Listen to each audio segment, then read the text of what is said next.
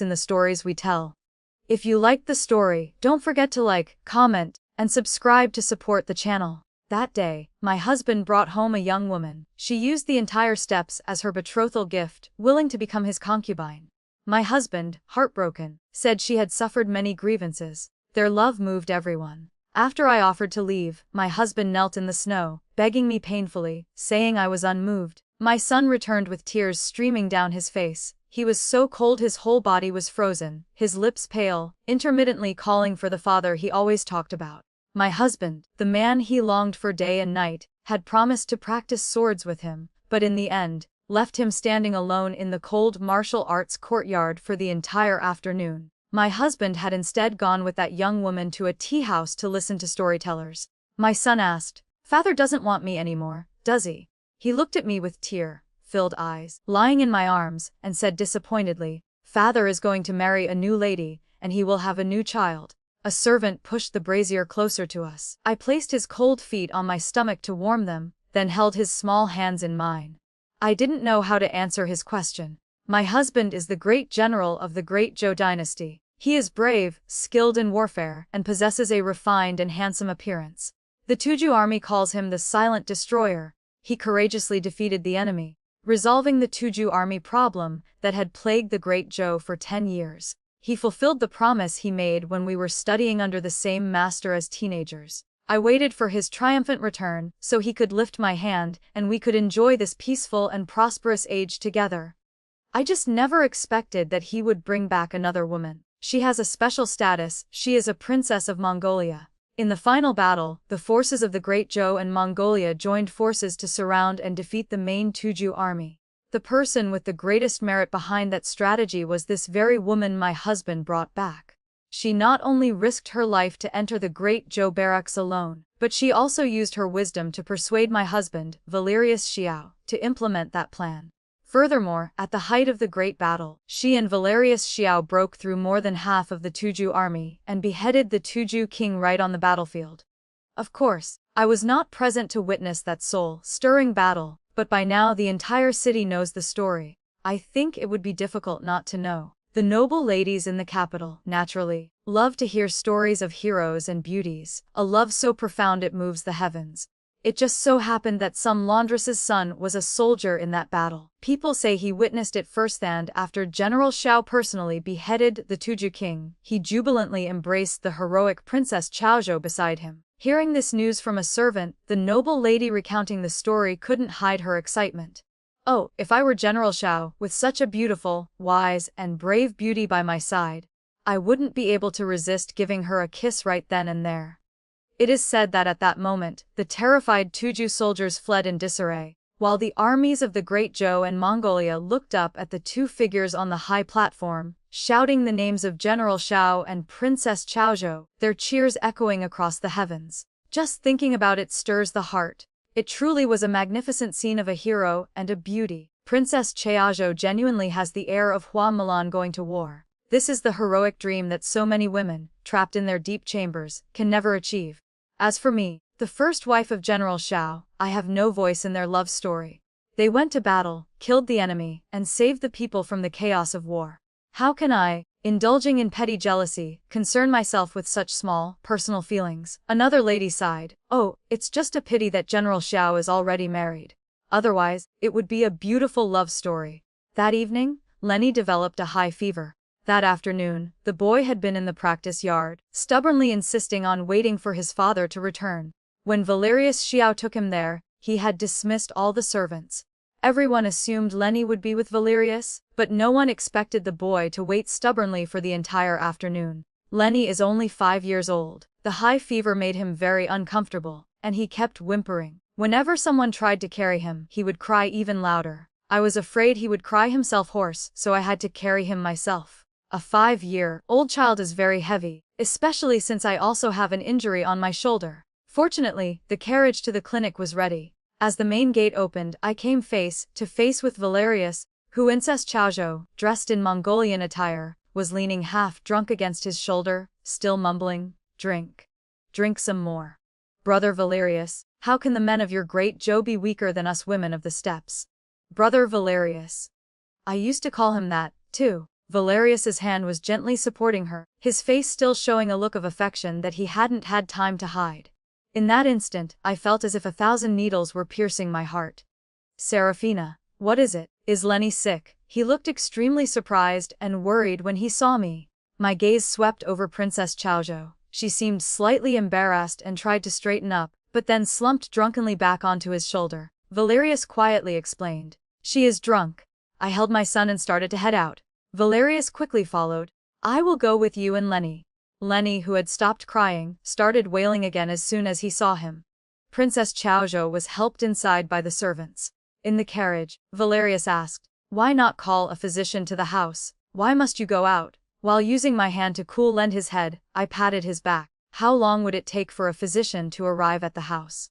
Lenny first fell ill when he was 2, just after Valerius had left for the expedition. Back then, he was even more anxious than I was, grabbing our son and running straight outside. Has he forgotten that already? Lenny had been sick for several days, and during dinner, my mother-in-law, Matron Xiao, even scolded me. You can't even look after one child properly. You let him get sick. You truly can't do anything right.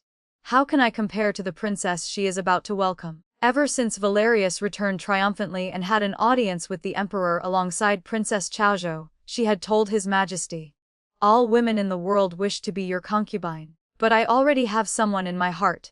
The marriage alliance between the Great Zhou and Mongolia does not require me to be your Majesty's concubine. I can also be the wife of one of your subjects. Although she did not specify whose wife she wanted to be, everyone understood. The love story between the hero and the beauty, especially the renowned General Xiao, had become the favorite topic of the people. That day, when I went to the study, I heard a fierce argument between Valerius and Princess Xiaozhou. Valerius's voice was full of anger. Why did you say those things? I already have a wife. I cannot marry you. We agreed to be confidence friends, like brothers, didn't we? When Valerius and I married, he knelt before my grandfather, Grandfather Kui, and swore that he would only have me for his entire life. He swore he would never take a concubine. From inside, Princess Xiaozhou's agitated voice rang out. I don't want to be your brother. I love you. I must say it. Love is not something to be hidden or concealed. It is the most beautiful existence. Why won't you face it? Why won't you face me? You clearly love me too. So why won't you marry me? It was the desperate cry of a young woman whose love was unrequited. It turned out, long ago, when Valerius wanted to marry me, I refused. I told him I would rather enter a nunnery than marry anyone. At that time, I really did go to the Anli temple. It was also on a day of heavy snow. He stood outside my window for an entire night, his eyes bloodshot, asking me, you say you don't love me, so why don't you dare look at me? Why did you cry for me all night? If you love me, why don't you trust me? Why won't you marry me? That happened 6 years ago. Thinking back now, it feels like a lifetime ago. The words he once spoke, another woman was now asking him. I do not love you. I already have a wife. His voice was so strained that even I was moved by his restraint and suffering. What a deeply affectionate and faithful man. He was clearly moved, yet he had to deny it time and again, all because he had a wife. Anyone overhearing this would surely think that the wife's existence was the mistake, the obstacle in the path of their great love. You don't love me. Princess Xiaozhou's sorrowful voice rose. Then who was it that stood with me on the mountain peak, gazing at the mortal world? Who rode with me, singing loudly across the steppes? Who swore an oath to me that we would never betray each other in this life? Valerius cut her off. Stop talking. At that time I thought. His voice was filled with anguish and self-recrimination. You said you only returned with me because of the marriage alliance between Mongolia and the Great Zhou. Did you think that when you returned, leaving me alone on the steppes, I would be happy? Princess Xiao's voice was full of indignation. You wanted me to marry someone else, but after loving someone as dazzling as you, how could I ever love anyone else? Brother Valerius, you are too cruel. You know I defied my father, the person who loves me most, to follow you to the Great Zhou. Brother Valerius, I don't ask for much. I just want to be by your side. To see you once each day is enough. If you are worried that Sister Serafina will mind, I will go and talk to her. I will beg her. I will kneel and kowtow before her, just asking her to grant us this. Can I? Valerius did not answer. The two shadows on the window screen seemed to merge into one. Truly, the daughters of the steppes have feelings as passionate as fire. I don't know how long I stood there, nor do I remember how I returned to my room. In that study, the two of them were no longer aware of anything else. That night, Valerius looked at me with eyes full of shame. He said, "Serafina, I am sorry." And he kept apologizing all night. As for me, I wept through the entire night. From that day on, I stopped speaking to him. This kind of situation, it's not that I had never considered it. Who can escape it? A husband taking a concubine. Or the endless scheming within the grand mansions, the long sleepless nights where the dim shadows on the screen reflect the size of the wealthy. I remember when I was 4 or 5 years old, my father, Lord Lynn, took a concubine. At that time, my mother would sit by candlelight all night, looking at the letters father had written to her in their youth, drying her tears with a handkerchief. She thought I was asleep, but I was always half awake, keenly feeling her sorrow and pain. My father had been a poor scholar. Lacking the money to travel to the capital for the imperial examinations, he stayed to work in my maternal grandfather's house. My mother was the daughter of a wealthy merchant, and my father, though poor, was handsome and exceptionally talented. It was quite a romantic story. My grandfather only had my mother and wanted to recruit a son-in-law so she wouldn't suffer grievances in her husband's home, and so the family business would have an heir. But my mother refused. She didn't want father to be disadvantaged. My grandfather didn't force the issue. Later, father passed the examinations and became an official. He indeed welcomed my mother with a grand red sedan chair. They lived several passionate years together, but then father began taking concubines. Afterward, he almost never visited my mother's room again. Of course, the concubine was not easy to deal with. After giving birth to a son, she frequently provoked my mother and even treated me with great cruelty. In the beginning, my mother would still take me to find father to seek justice, but father would just hold my younger brother, looking every bit the doting father. When I was 8, my mother became pregnant again. Not just father. Even I prayed she would give birth to a younger brother, hoping it would win back father's heart. But she couldn't carry the child to term. One day, while walking in the garden, someone pushed her from behind. She fell from the arched bridge, it wasn't very high, and she lost the child. She was too weak, all she did was cry and cry. Before, she had meticulously dressed and adorned herself, hoping to gain father's affection. But after the miscarriage, father didn't even bother to visit her once. Gradually, she became vacant, her illness worsening. The night she passed away, I was terrified. She was coughing incessantly. I ran outside, intending to find a physician. Just then, the concubine mentioned she liked my mother's courtyard, so father had us move to another, desolate one. The servants who had cared for mother for years were either sold off or reassigned to the concubine's quarters. A heavy rain was falling, with thunder and lightning. At that hour, father should have been in his study. I intended to beg him to call a physician for mother. When I arrived, I peeked through the door crack and saw father with the concubine. Father said, "It's good that she's dead." Looking at her always reminded me of my own indescribable days of hardship. The concubine's voice was breathy. "If that's the case, then I should just die too." Father scolded her. "Swan Niang, how can you compare yourself to her? You grew up with me. You are a part of me." It turned out that the deep, unshakable love between my father and mother was all false. The letters swearing oaths as high as mountains were also false. From the very beginning, father had a clear objective. The enormous dowry of a rich young lady could smooth his path as an official, even supporting him in the early years of his career. But once he was promoted, those who had witnessed his poverty were best off disappearing. The image of my father and the concubine gradually overlapped with the image of Valerius and Princess Xiaozhou. I didn't knock on my father's study door. I just returned to my mother's room, soaked from the rain.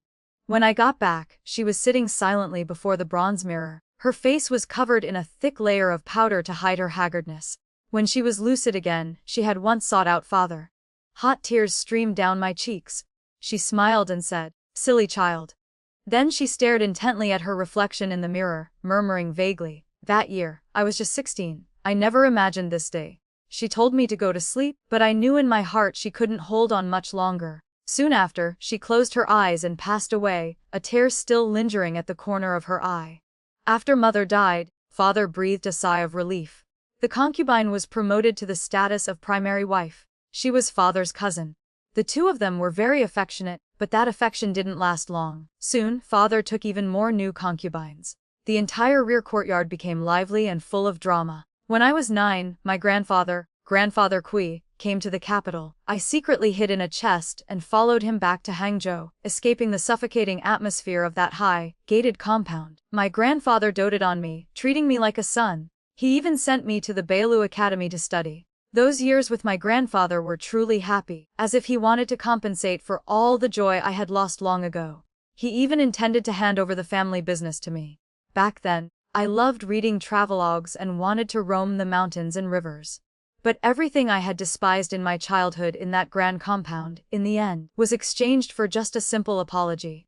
During the days Lenny was sick, Valerius came to visit him every day, but Lenny refused to speak to him. After Lenny fell asleep, Valerius rubbed his hands together and said to me, "Serafina, I know you are unhappy.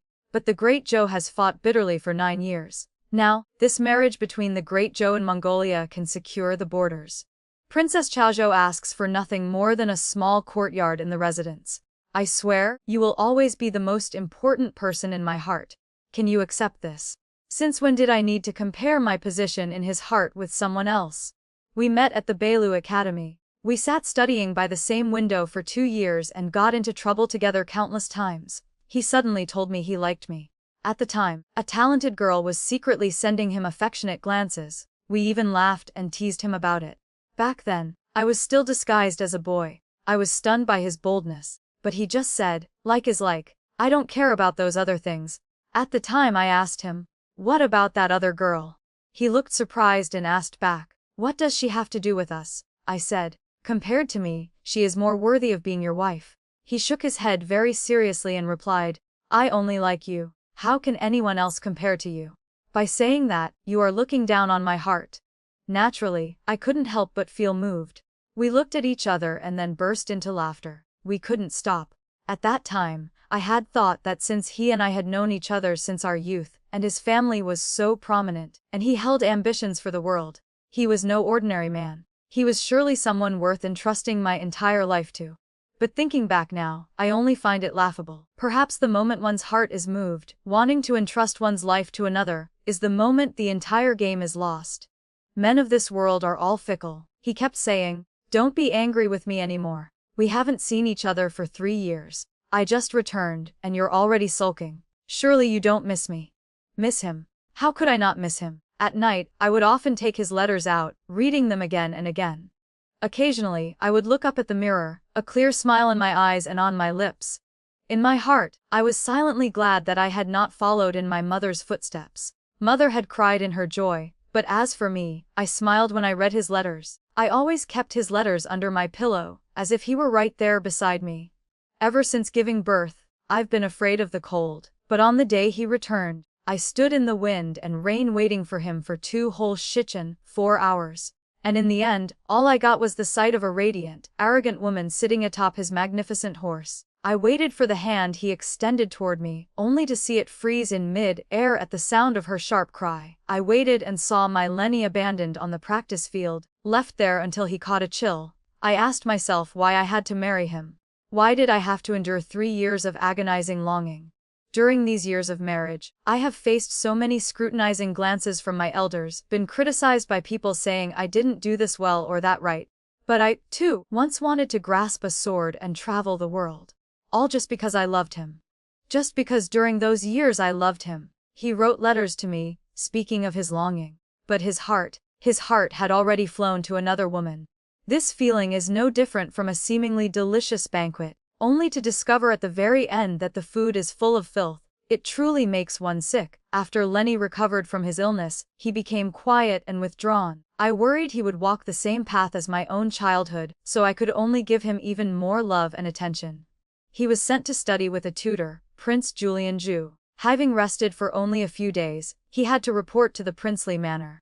I personally escorted him. At the manor gate, he kept turning his head to look back, his eyes filled with reluctance. He had just recovered from his illness and been deeply hurt by his father, leaving his soul sensitive and fragile, knowing only to rely on me. I couldn't bear to let such a small child sit on a cold chair and endure the master's strict teachings. I stepped forward and asked gently, "Lenny, is it that you don't want to go to school?" In truth, I didn't want to find a tutor for him so soon, but this one had been personally selected by His Majesty, the Emperor. The boy's eyes brightened, and he nodded continuously, his gaze fixed on me with hopeful expectation. Looking at him, I saw he resembled me eightfold. I smiled. The first time in days I could smile so freely. I said, "Let's go.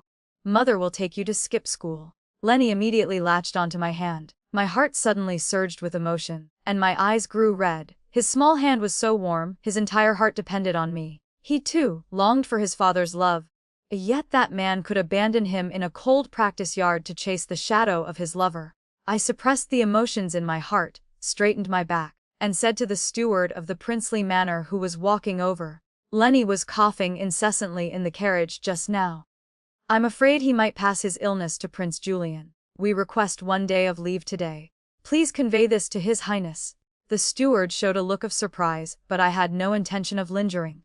I lifted Lenny onto the carriage. The boy grasped my hand and whispered in my ear, "Mother, you just told a lie."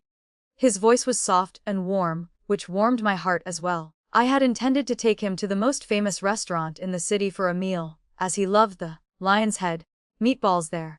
But fearing I might run into Valerius, I ended up taking him to a famous food alley in the city instead. Lenny ate tangaloo until his mouth was covered in sugar, then moved on to roasted donkey meat. Finally, rubbing his belly, he said with satisfaction, "Mother, if only we could be free like this forever, it would be wonderful."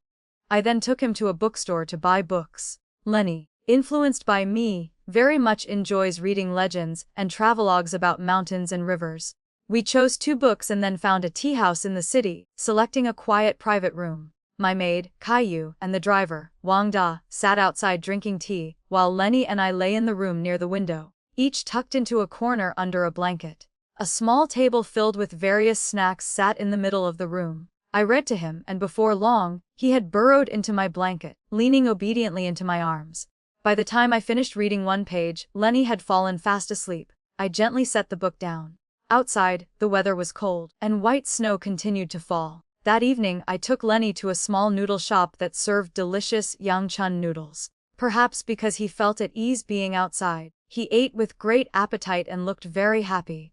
But the moment we stepped through the gates of the general's manor, Valerius hurried toward us, demanding, "Where did the 2 of you go? Why didn't you inform anyone?" My maid, Caillou, and the driver, Wang Da, were sent to me by my grandfather. Naturally, they only obey my orders. My mother-in-law, Matron Xiao, approached with a limp, leaning on her cane, and began to reprimand me.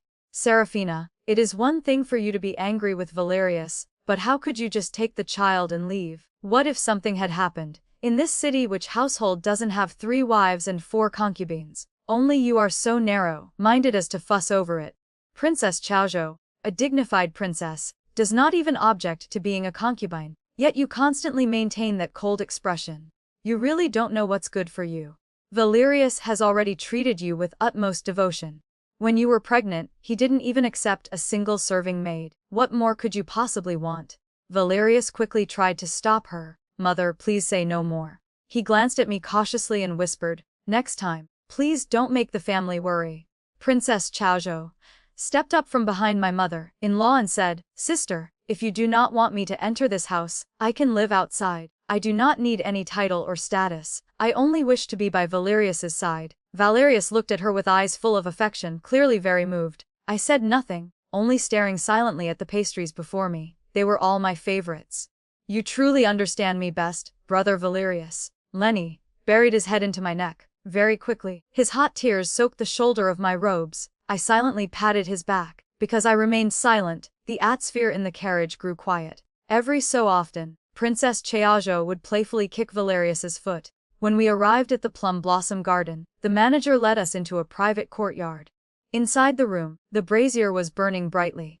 Outside, white snow was falling, and the red plum blossoms were vibrant. It was a beautiful sight.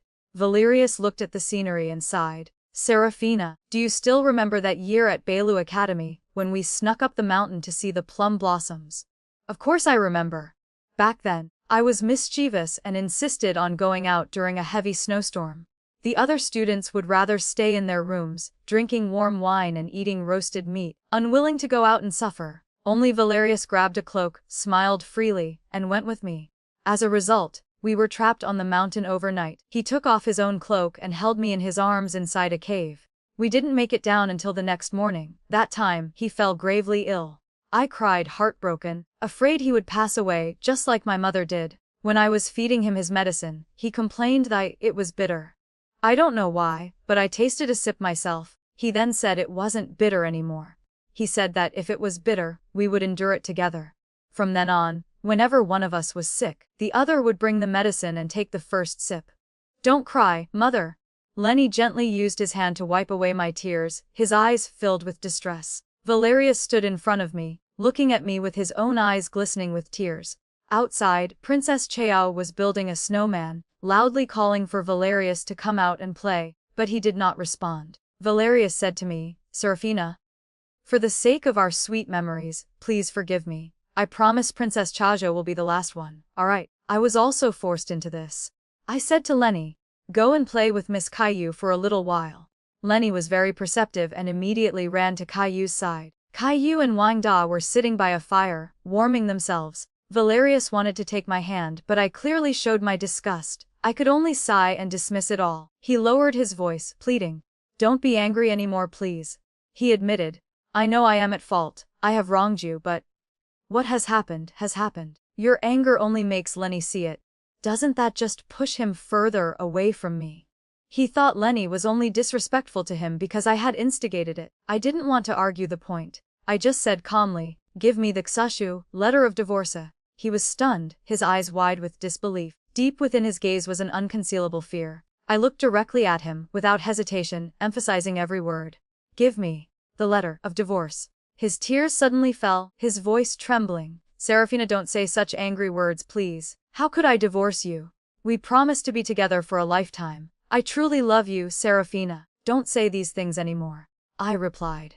You know I am not speaking out of anger. Outside, the plum blossoms bloomed brilliantly, a truly beautiful sight. I wiped away my tears. If you still remember our past affection, then give Lenny to me. You will have other sons. I do not want my son to suffer by following you.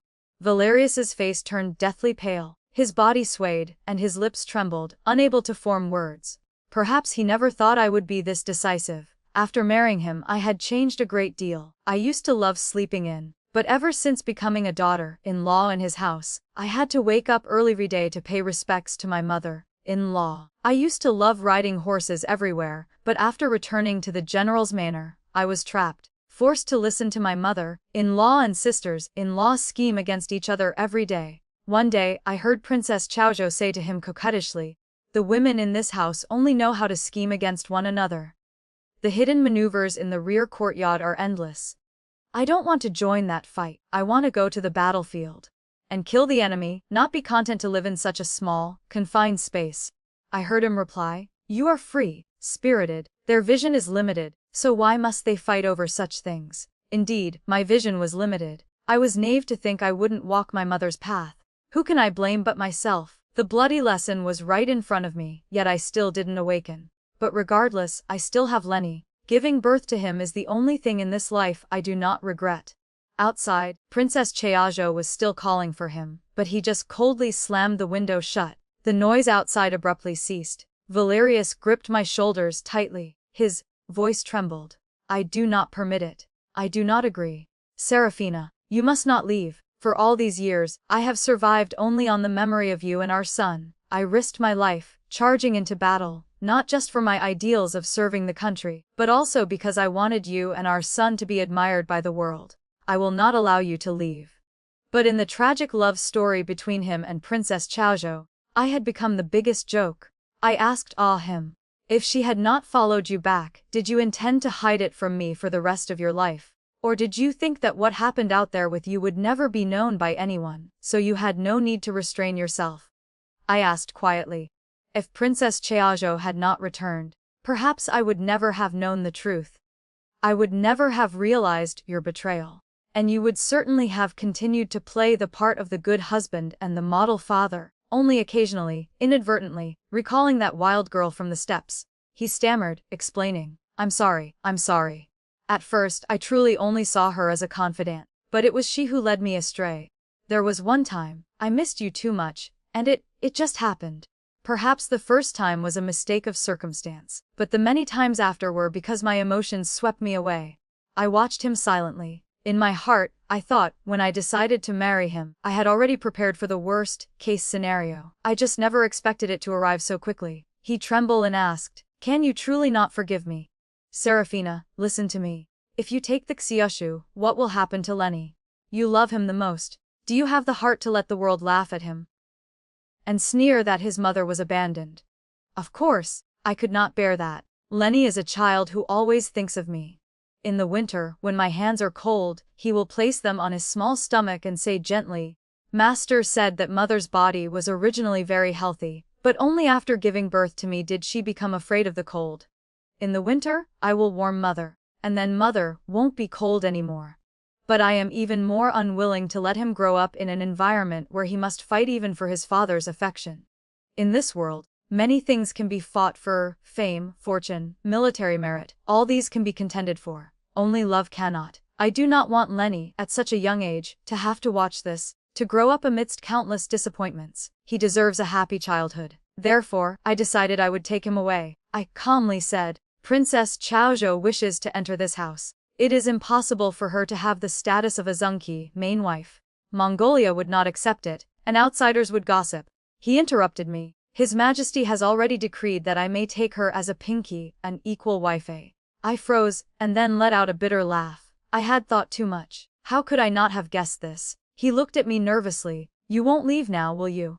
This matter is resolved." How ridiculous. He thought I was only trying to leave, because Princess Xiaozhou couldn't be the main wife.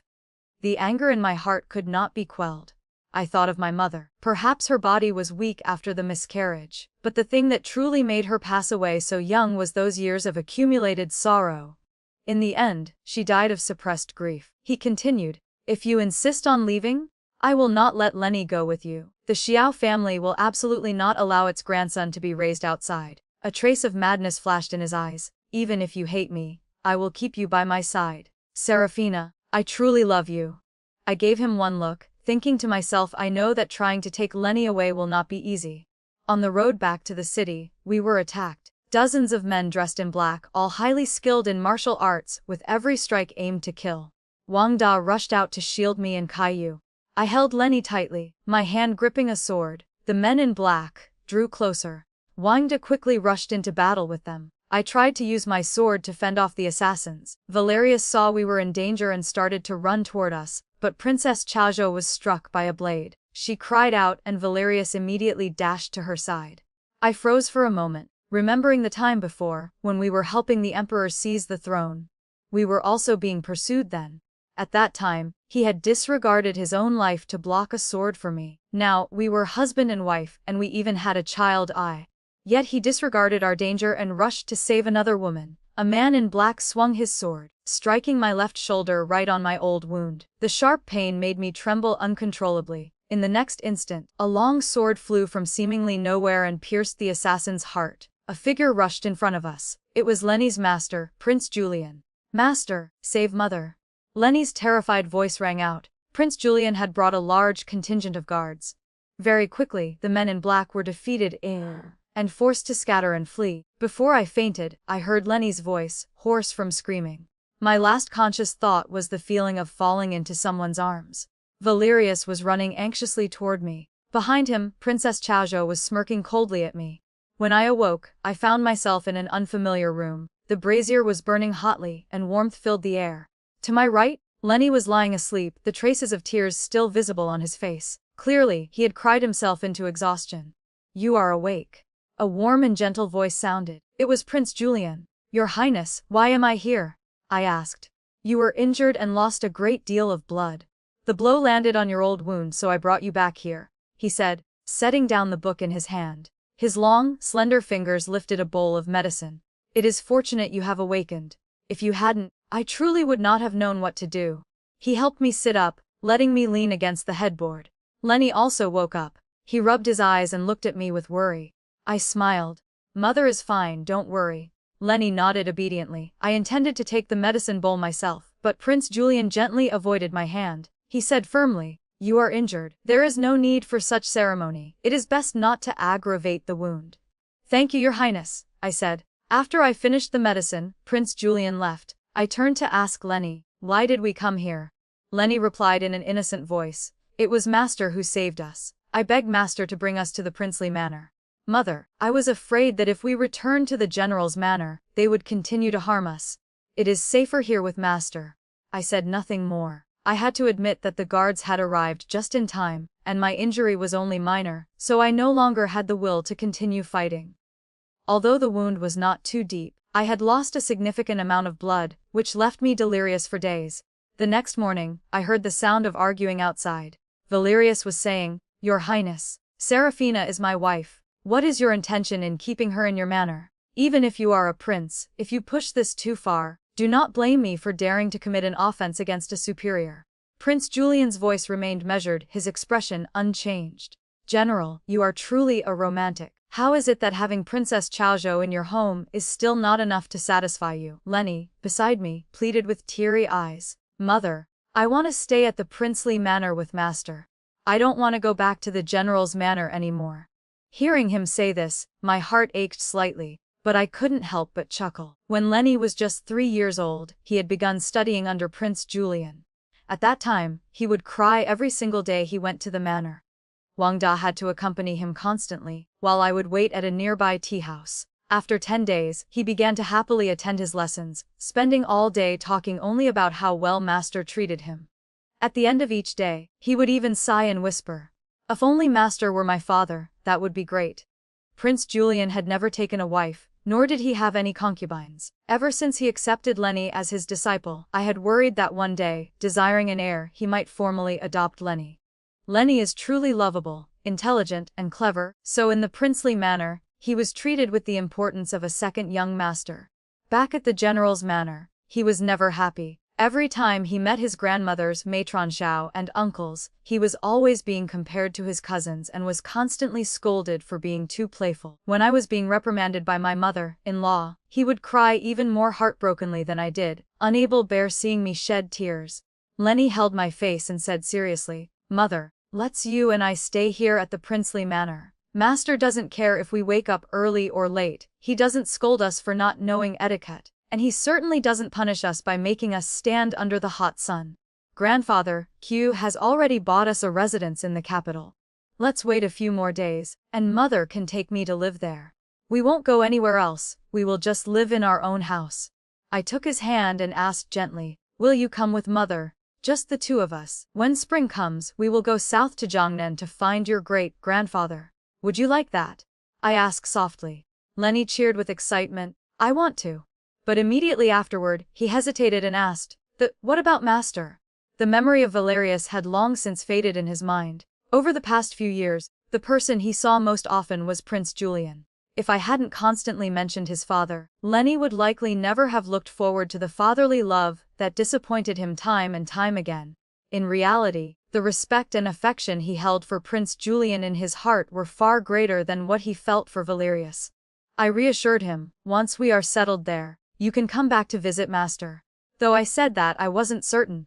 The capital is too far from Hangzhou, the chance of returning wasn't high. Hearing this, Lenny seemed content and rested his head against my side. Just then, Valerius walked in. Seeing my pale complexion, the remorse on his face was so apparent it dimmed the aura of the mighty general. He said softly, "Seraphina, I am truly sorry." I cut him off impatiently. "Can you please be quiet? I will not go back with you. Between us now, there is only one matter left to resolve: the letter of divorce." I was so tired of his apologies. Ever since he returned, it was one apology after another. Sorry for bringing Princess Xiaozhou back, sorry for leaving Lenny alone on the practice field, and now, sorry for putting our son and me in danger. Prince Julian walked in, sat down leisurely at the table, poured a cup of tea, and asked, "Would you like some?" Lenny immediately chirped, "I want some." He quickly scrambled off the bed, put on his socks, walked over to Prince Julian, and carefully brought the cup of tea to me. After I finished drinking, Lenny climbed onto Prince Julian's lap. The prince gently poured him a cup of water, and Lenny happily drank from his master's hand. I never realized Lenny was this close to Prince Julian. When Lenny went to the princely manor for lessons, Wang Da was always by his side. Honestly, even though I had met Prince Julian many times, I still couldn't feel at ease entrusting my child to someone else's care. Although Wang Da is skilled in martial arts and appears simple, his eyes are incredibly sharp and vigilant. Prince Julian truly regarded Lenny as his disciple. I just never expected him to dote on the boy so much. Valerius was clearly hurt by the closeness between the two of them.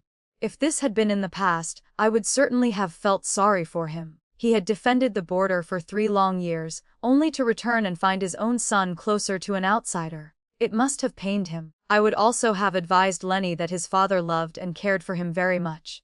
But now, I only felt gratitude that Prince Julian was here, able to give Lenny the love of a real father. Seeing that I was unmoved, Valerius tried to approach Lenny.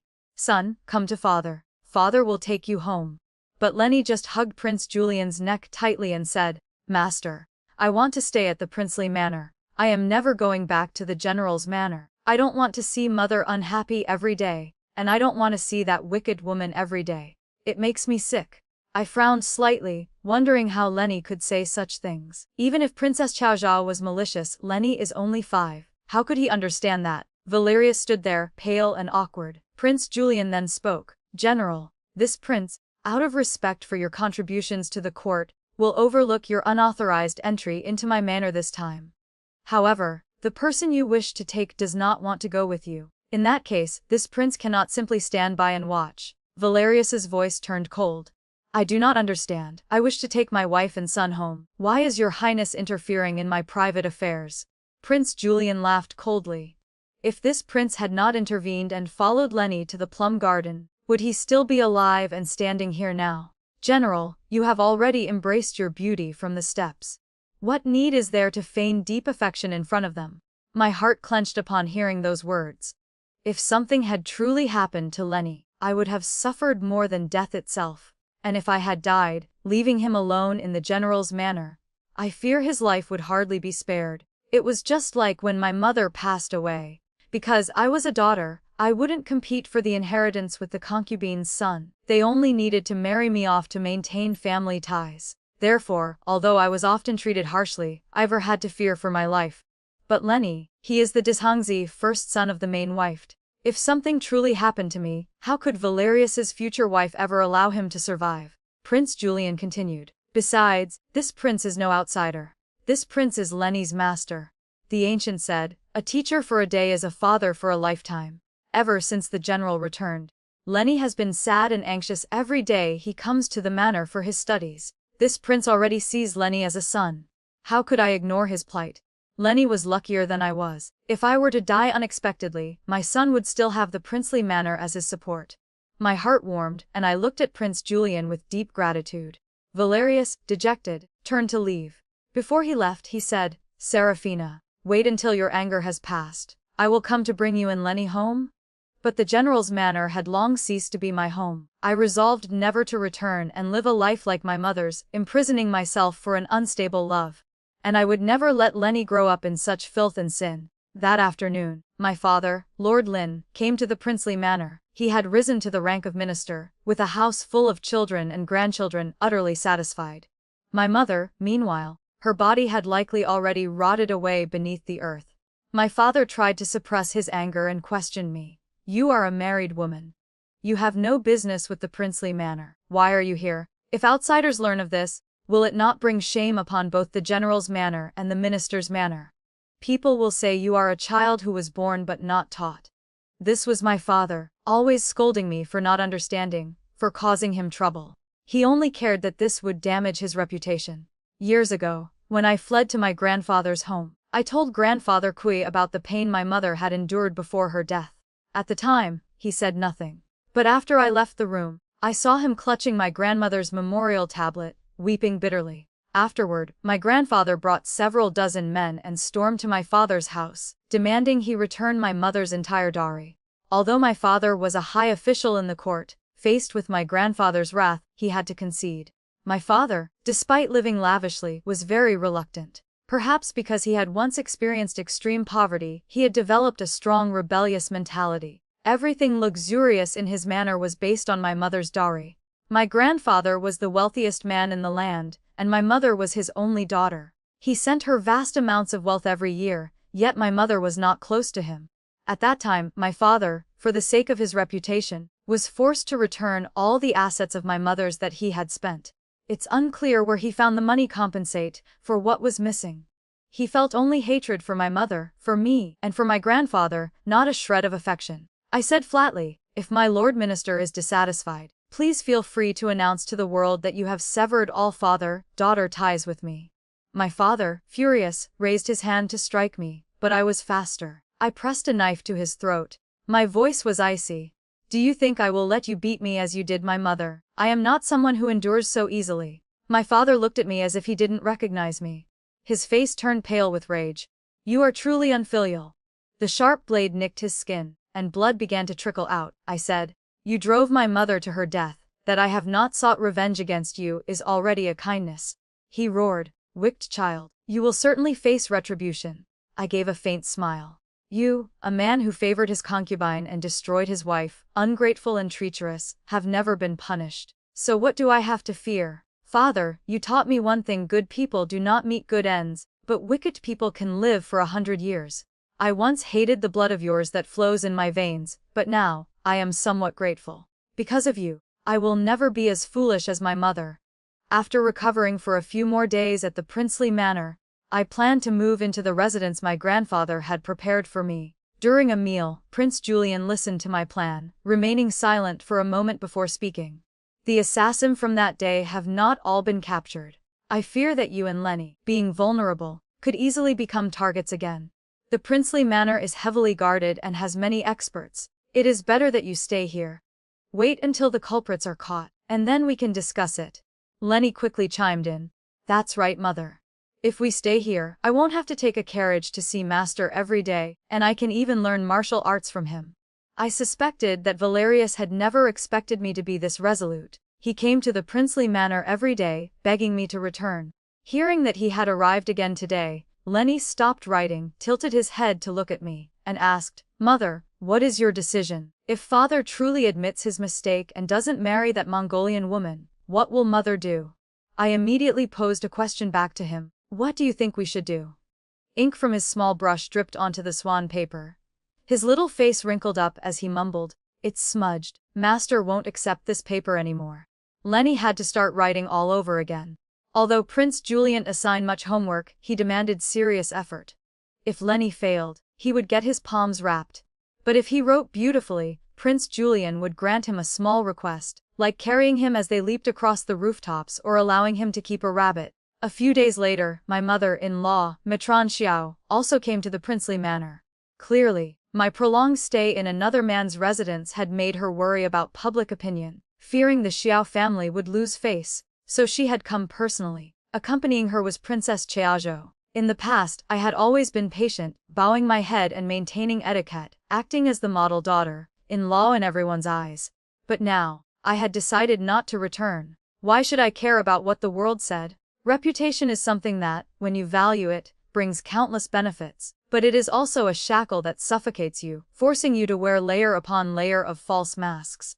Yet, if you see through it, the world is vast, and you are free. My mother-in-law sat waiting in the guest hall for a full shichen 2 hours. Her face turned pale with anger before she finally left. Afterward, Prince Julian said to me, On New Year's Eve, His Majesty the Emperor will host a banquet for all high officials and their families. You cannot refuse, as you are still the lady of the Xiao family. I said softly, Your Highness, could you perhaps find me a student's uniform from the Beilu Academy? He was slightly surprised, but he complied. On New Year's Eve, I brought Lenny along with Prince Julian to the imperial palace. The seat beside Valerius was still empty.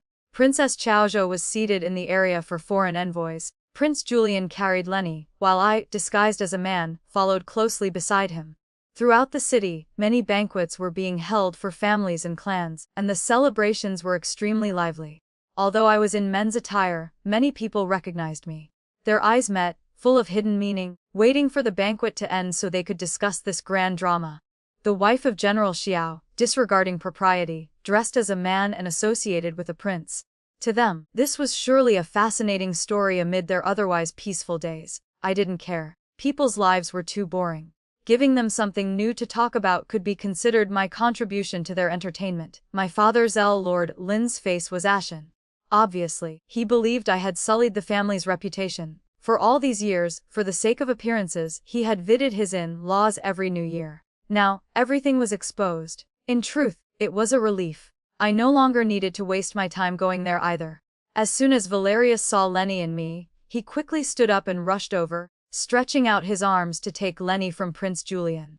Lenny glanced at him, then at Prince Julian, before turning his head and clinging tightly to his master's neck, showing only his back to his father. Valerius's arms froze in mid-air. He lowered his voice, just enough for the few of us to hear. Serafina, have you not caused enough trouble? Must you make a scene in front of so many people? Seeing my expression remain unchanged, he continued anxiously, I will not marry Princess Xianxia. I have made my position clear to His Majesty, and I have told her as well.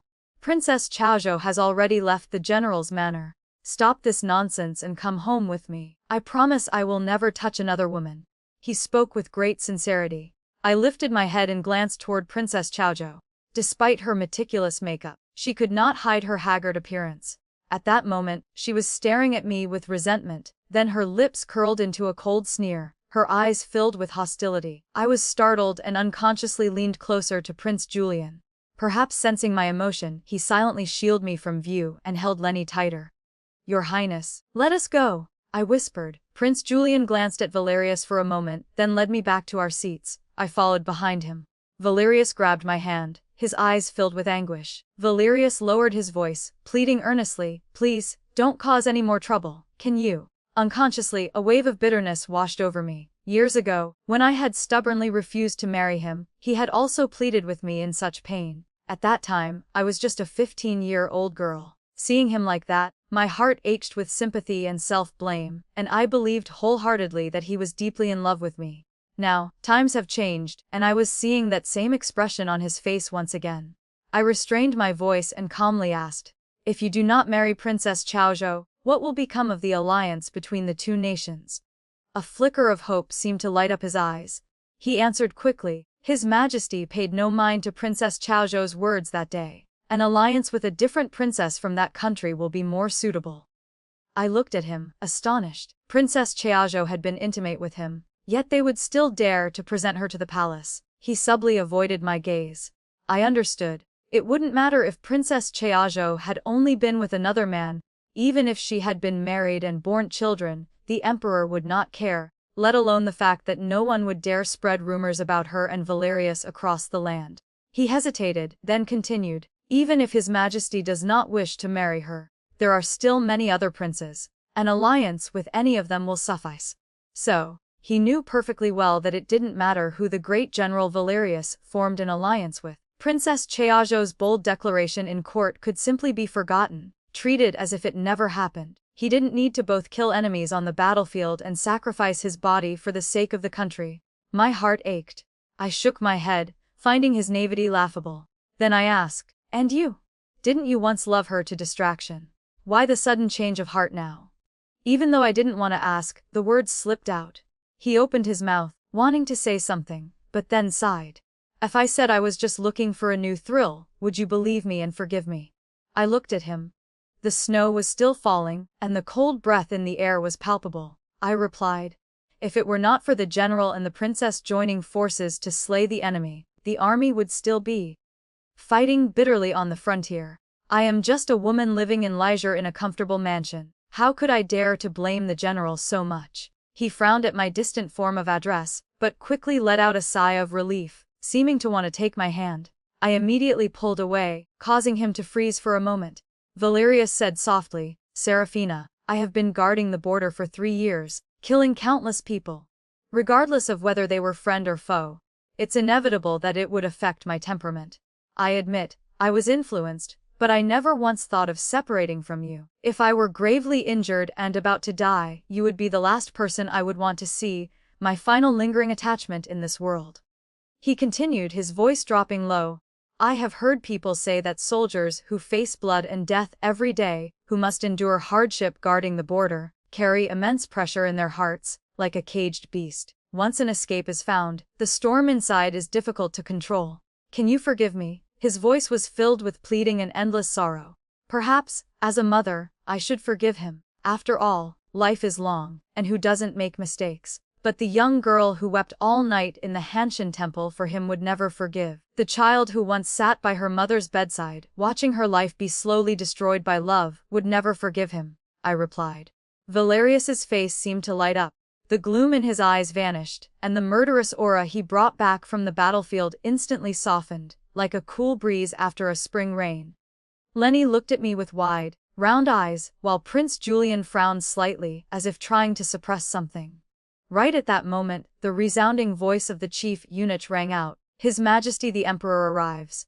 The eunuch's announcement was high-pitched. Valerius turned to Prince Julian and said, "Your Highness, return Lenny to me." Lenny burst into tears, turned his face away, and said, "Let me stay with your Highness." Valerius gave a cold smile, intending to take my hand, but I avoided it and followed him back to our seat. After everyone knelt and kowtowed, they all took their seats. The Emperor, as usual, offered kind inquiries to the officials who had rendered meritorious service, and endless words of gratitude were exchanged. The hall was filled with joy. Finally, the young but imposing monarch turned his gaze toward me. He smiled and asked, "Seraphina, are you wearing men's attire today for a change of pace? We find that you look even more refined in this." I stood up, bowed in greeting, and smiled freely and naturally, replying, "Your Majesty, do you perhaps recall whose robes these are? One only wishes to be a wealthy and carefree scholar, roaming the lands." At that, Emperor Adrian Ju Chu Hongtring burst out laughing, saying, "For the sake of your ideal, we must certainly maintain peace in this realm." Back then, none of us knew the other's identities. I didn't know Valerius was the son of the Minister of War, nor did I know that Adrian was a prince. They also didn't know that I was the daughter of the Minister of Rights. Later, Adrian was sought out by his younger brother from the same mother, Julian Chu Hongjin. They decided to abandon trying to persuade the old emperor and instead seize the throne. At that time, Prince Julian was even more strict and cold than he is now, his mind deep and his calculations meticulous. He was Adrian's most capable supporter. Fortunately, he had no ambition for the throne himself, otherwise, even Adrian might not have been his match. Adrian revealed his identity to us, inviting Valerius and me to help him. If he succeeded, our positions would be second to only one, yet above 10,000.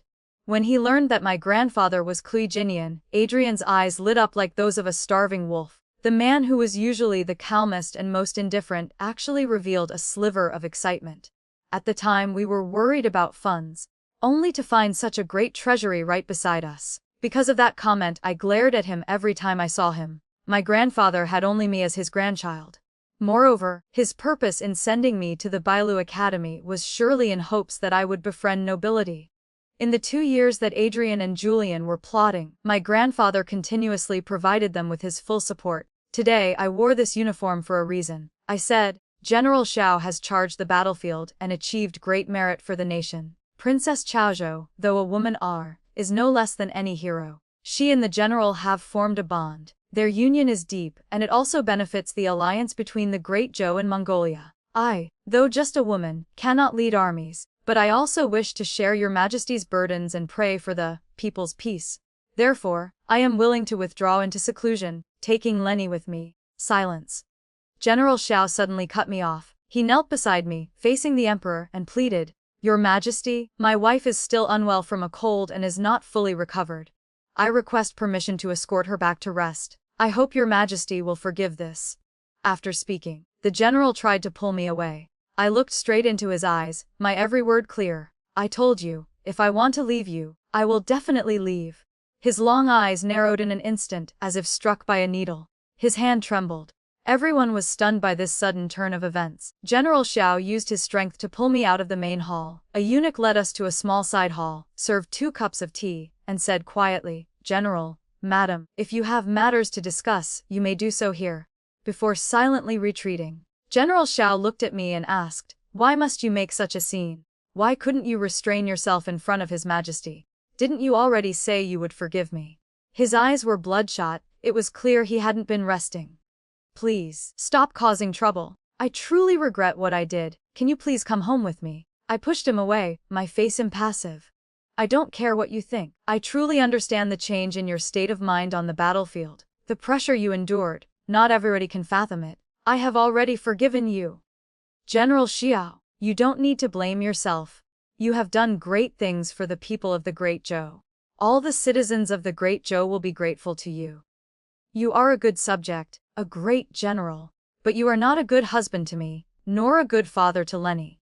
If your heart has been moved by Princess Chaozhou, You don't need to hide it. I am willing to grant you your wish. But I cannot share my husband with anyone else.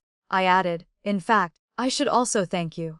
You have given me the courage to step out of your manor's gates. I have endured enough in your residence. Those meaningless days are over. I spoke calmly, opening my heart. You know my temperament, I don't need to list all the reasons I dislike your mother. I despise that life. I am tired and fed up. In any case, you have found a new love and broken the oath you made to me. I don't want to be entangled any longer. Let's part ways. Hearing this, General Xiao anxiously asked, is it because I wasn't home? Did you suffer grievances or bullying? If you don't like living with so many people, we can take Lenny and move out. We can live separately. Is that all right? No one will restrict you. You can live freely as you did before, do whatever you want. I looked at him, my words resolute. Don't you understand? I have decided to leave you. Nothing can change my mind. He slumped down, clutching his head in regret. Then he knelt, wrapping his arms around me, begging, give me one more chance. Just this once. I swear I will never betray you again. Please, trust me. I replied coldly, I believe you. But I no longer need you. He couldn't believe it, his voice choked. How could you change so quickly? Just as I once couldn't imagine he would change his heart.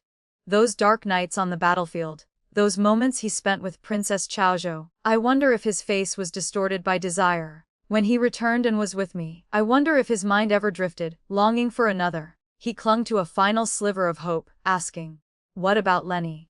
Have you thought about our son? If we divorce, how will he face the scrutiny of the world? When he goes to the academy, won't the other children mock him? You love Lenny the most, don't you? For his sake, give me one more chance. I promise I won't repeat my mistake, he pleaded. Do you remember the time we were trapped on the mountain during the heavy snow? You regretted it, saying you shouldn't have been so stubborn on a snowy day. Yes. At that time, I was only 14. I was usually carefree, but when it happened, I realized I could have died because of my recklessness. The mountain was pitch dark, and my heart was filled with fear. I had also dragged General Xiao into danger, and I blamed myself for my impetuousness.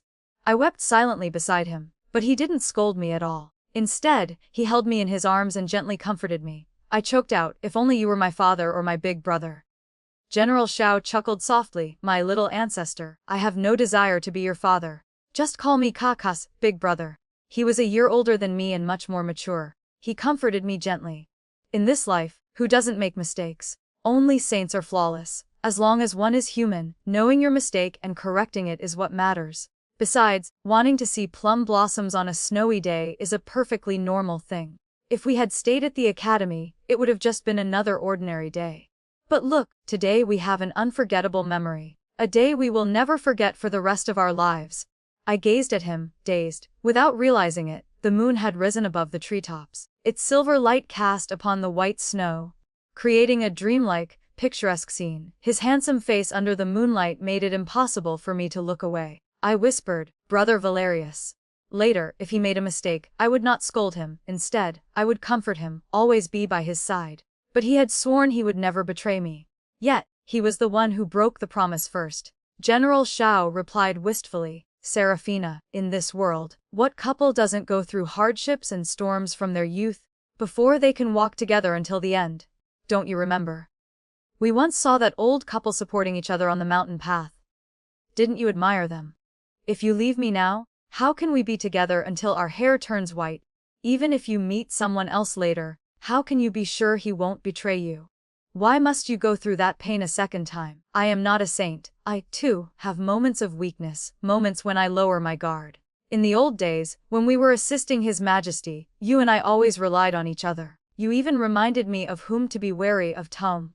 You told me how to handle the dangers. Have you forgotten? So why, in our marriage, can you not show a little more patience, a little more tolerance? I replied skeptically. I was too young then. I only saw the moment that white-haired couple supported each other. I never knew how many grievances that old woman had to endure, how many tears she had shed, or how many of her children had been lost to disaster. If I had known, how could I have envied such a happily ever after? I do not need your companionship anymore, and I will not stay by your side. Therefore, even if I must walk alone, even if I fall and bleed, I will be fine. I do not need to live my entire life just to display a fleeting moment of happiness for the world to see, while enduring a suffocating existence. Breathing like this, not having to pretend to be prim and virtuous all day. It feels so good. He wiped away a tear, looking at me seriously, and said, I will not let you suffer. I will not take concubines. I will not have other women. If you do not want to live with others, we will move out. Wherever you want to go, I will follow you. I shook my head and replied, wrong. I will not give you a second chance. My mother, her life was so miserable precisely because she was not hard enough on herself, not ruthless enough toward my father, and not decisive enough with his concubines. If she had known early on that the concubine existed, she should have given her poison or a bowl of sweet dew soup. Then that concubine would never have borne a son and become so arrogant. If she had known my father's love was a lie, she should have left him or killed him, to avoid being abandoned. If she had been more ruthless, she had countless opportunities to make those who trampled on her die a horrible death. But she didn't, and so, in the end, she died in depression. If I weren't so fated to live, I might have also ended in tragedy. Seeing his stunned expression, I continued seriously, I have never told you about my father. Every year when I visit his home, I only sit for a moment before leaving. The truth is, I have wanted to kill them. I will not follow in my mother's footsteps, and I will not let Lenny fall into danger. Do you know that if a child catches a severe cold, they can die from pneumonia? Do you know that if Prince Julian hadn't arrived in time that day, even if I had died, I could not have protected Lenny? If you make me go back, one day, lying next to you in the middle of the night, perhaps when I first saw you and Princess Xiaozhou, I truly wanted to kill you both. I even seriously considered how to slip colorless, odorless poison into your food, to make your bodies weaken, then leave you half paralyzed, and finally, let you die in agony. When I walked that bloody path with you to fight for the throne, I learned early on that mercy toward one's enemy is cruelty to oneself. But I still do not want my hands stained with blood. It is not worth sullying my return to Hangzhou, becoming the sole heir of the Ku family, finding a new husband, and living a life of ease and comfort, happier than anyone. My grandfather was right, men cannot be relied upon, only money is truly trustworthy. You said that couples cannot avoid mistakes. Then let me ask you if, while you were on expedition, I had fallen in love with another man, could you forgive me? Could you advise yourself to be more magnanimous, more tolerant? Valerius, you don't need to make that face. You dared to be with Princess Xiaozhou. You had countless opportunities to stop it from happening, but you didn't. It wasn't because the pressure was too great, it was because you were certain that I, no matter how hurt, would never leave you. At most, I would just sulk for a while. When I first stopped speaking to you, did you perhaps harbor hope that after a while, I would just accept reality? Did you even go and ask your sisters-in-law for their experience on how to keep a husband's heart? Thinking back, it's laughable. Human nature is just like that, greedy, with no stopping point. Utterly shameless, desire just expands, always wanting to test the limits of tolerance. I laughed until tears fell. But I don't blame you for thinking that way.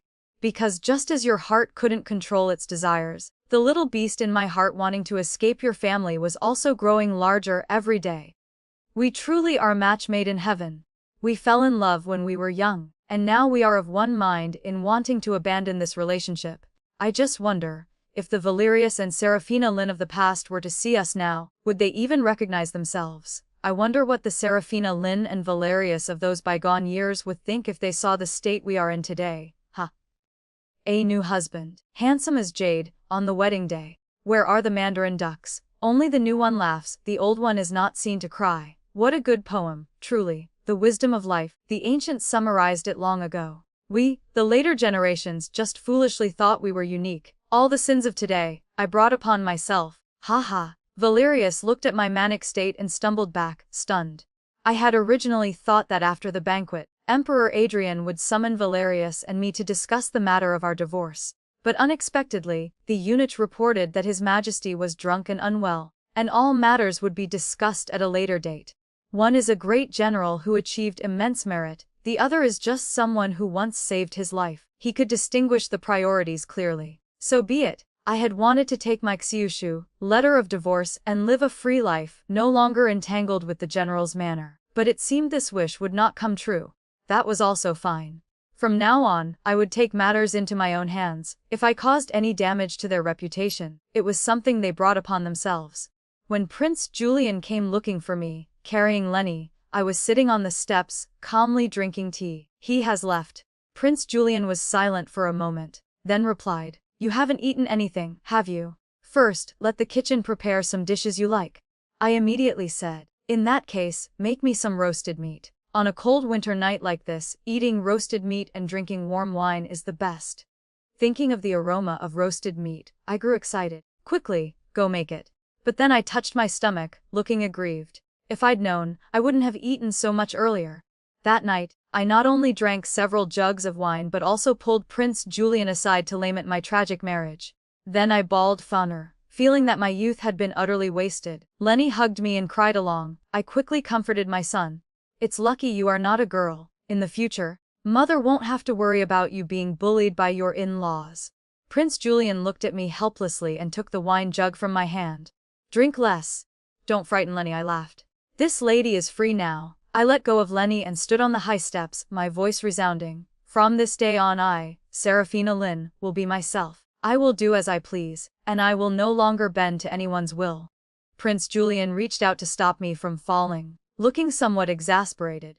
"If I had known you couldn't hold your liquor, I would not have let you drink." I shook off his hand forcefully, pointing straight at him. "You dare give me orders? Be careful, or I'll beat you." This seemed to frighten him. I pointed again. "Quickly, bring me a brush and ink." "Who says only men can write Xiaoxiu? Today, this lady will write Xiaoxiu and divorce that faithless bastard." At this I began to cry again. It was clearly he who made those promises. Now everything is broken.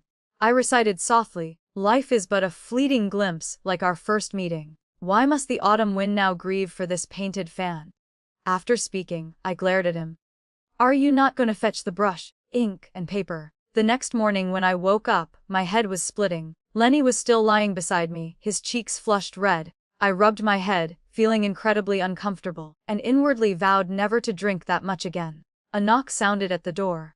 Before I could answer, Prince Julian entered, carrying 2 bowls of soup in one hand. He smiled brightly and said, "Ah, the great heroine has awakened." I looked at him suspiciously. He laughed again. "You don't remember what happened yesterday?" Memories suddenly rushed back. I was horrified. It seems yesterday I wrote Xiaoxiu's letter of divorce. The handwriting was flowing, the words sharp. On it was written, "Valerius, lacking virtue, faithless and treacherous. I will not accept this marriage." I clutched my head. "Where is that letter?" I asked dejectedly. "Last night, you slammed it onto the gate of the general's manor, using an arrow to pin it to the door. It was quite magnificent. I even had to draw the bow for you, as your left arm was inconvenient." I held up a hand to stop him. "Please, don't mention it again. Let's just forget this companionship. Why didn't you stop me?" He smiled and replied, But you also said that this prince was handsome and that you wanted to take this prince back to Jiangnan." Hearing this, I knelt right up on the bed and said solemnly, "Your Highness, for Lenny's sake, please do not mock me." Prince Julian burst out laughing, his laughter echoing throughout the room. It was the first time I had ever heard Prince Julian laugh like that. When I first met him, he was always fraught with worry, plotting with Emperor Adrian to seize the throne. His gaze was as sharp as if it could pierce a person's soul. Every time I met him, I couldn't help but want to keep my distance. Later, after they achieved their goal, Prince Julian only wanted to be an idle prince. The aura of power around him had somewhat subsided, but the imposing aura of someone who had held power still made others tremble. Seeing him laugh so happily, I couldn't help but laugh along. In the end, perhaps everyone wears a mask, but his true nature was that of a mischievous child who wasn't afraid of stirring up trouble. The blanket beside me stirred slightly. Lenny rubbed his eyes, glanced at me, then closed them again, holding out his arms to be carried. Before I could even lift my hand, Prince Julian had already scooped him up. Lenny, wearing a soft, moon-white sleeping robe, lay on his shoulder, his eyes half closed. Prince Julian took a warm towel from a servant and gently wiped Lenny's face. Seeing me standing there dumbfounded, he smiled and said, "Great heroine. Surely you don't wish for this prince to wipe your face as well." I blushed and quickly hid behind the screen to wash up. I had caused too much trouble last night. I hadn't even changed my clothes before falling asleep. By the time breakfast was served, Prince Julian was spoon-feeding honey to Lenny. He tilted his chin toward me, signaling for me to drink. I said, "Lenny doesn't like honey. He also drank wine last night. He doesn't need medicine, his head just hurts a little." My eyes widened in surprise. But Prince Julian just tapped Lenny lightly on the forehead and said helplessly, "You were the one who demanded I bring the brush, ink, and paper. But your mother was too drunk." I was stunned to learn that Lenny had also secretly drunk wine, and he was even grinning foolishly at me. Breakfast ended with both me and Lenny feeling rather dejected. These past few days of recovery, I had often lacked energy. Now that the New Year festivities were over, there were no more complex ceremonies or visits to other manors. Time suddenly became abundant. But staying in the princely manor like this indefinitely was not a solution. Lenny, wearing a wolf-shaped hat and mittens, was happily building a snowman.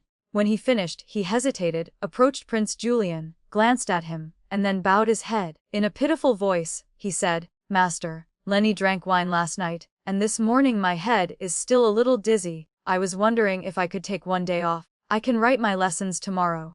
Prince Julian put down his brush and looked toward me. He was sitting behind his desk, handling some rare official business, while I was curled up by the window, reading in the light. Lenny had pulled me into the study first, and then Prince Julian had arrived. I couldn't avoid him, as if I had encountered a demon, so I just feigned casualness and sprawled out. I lifted my book a little higher, trying to hide my face. As a mother, I tend to be soft-hearted. Besides, when I was studying at the Bailu Academy, I often pretended to be sick to skip class. Most of my assignments were done by Valerius. Thinking of Valerius, my gaze softened. Those years were so full of memories. We were sweet and inseparable, eating together, drinking together, joking with our classmates, riding horses, strolling, admiring flowers, and gazing at the moon. When we were helping Emperor Adrian ascend the throne, we overcame so many schemes, plots, and intrigues, side by side. Yet now, we have become two strangers. Mother.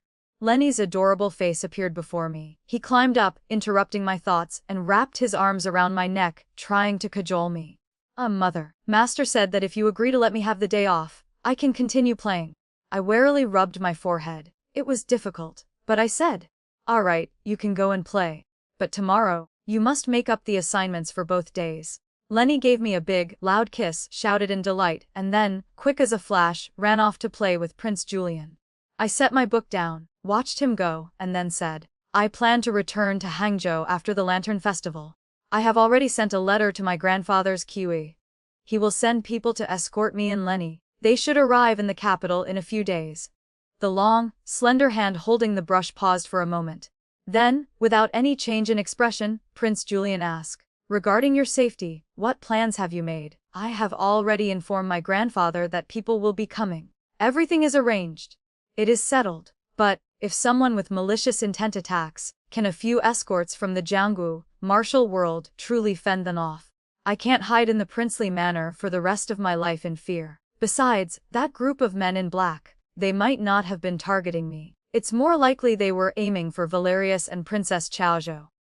Perhaps sensing my thoughts, Prince Julian said, "As it happens, after this incident, I must also make a trip to Jiangnan to supervise the repairs of the military transport canal. You and Lenny can accompany me. Your safety will be guaranteed." Hearing this, my heart leaped with secret joy. This was truly the best solution. "Thank you, Your Highness." That night, after Lenny was sound asleep, I picked up a brush, wanting to write something, but I didn't know where to begin. Thinking of all that had passed, I told myself, let it be. The break is complete. Let the past dissipate like smoke. There is no need for a farewell. A few days later, Valerius came to the princely manor again. Prince Julian asked if I wanted to see him. I replied, "In a few days, Lenny and I will be returning to Hangzhou. It is likely we will never meet again in this lifetime." Thinking of that young man under the moonlight from that year, the one who had been so tolerant and loving toward me, I still felt a sense of peace in my heart seeing him again. Even though his face was much thinner and weaker, he glanced around the room and sat down at the table. I poured a cup of water and pushed it toward him, saying, "I drank a little wine that day. I was impolite." He shook his head and replied, "I have bought another house. I have also informed my family that I will be moving out." I said, "My diary is still at the manor. People from the Fuzi pawnshop will come to retrieve it for me." He said again, "In the future, if I am sent on an expedition I will take you with me." I replied, "Lenny and I plan to leave after the Lantern Festival." He started to reach for my hand, but stopped midway, his voice hoarse. "What did you say? You're leaving after the Lantern Festival? Don't be so cruel." Valerius covered his face, his voice trembling. Why must you always be so unyielding? Whatever you ask, whatever you want me to do, I will do it. Just, don't leave me, I sighed, exasperated.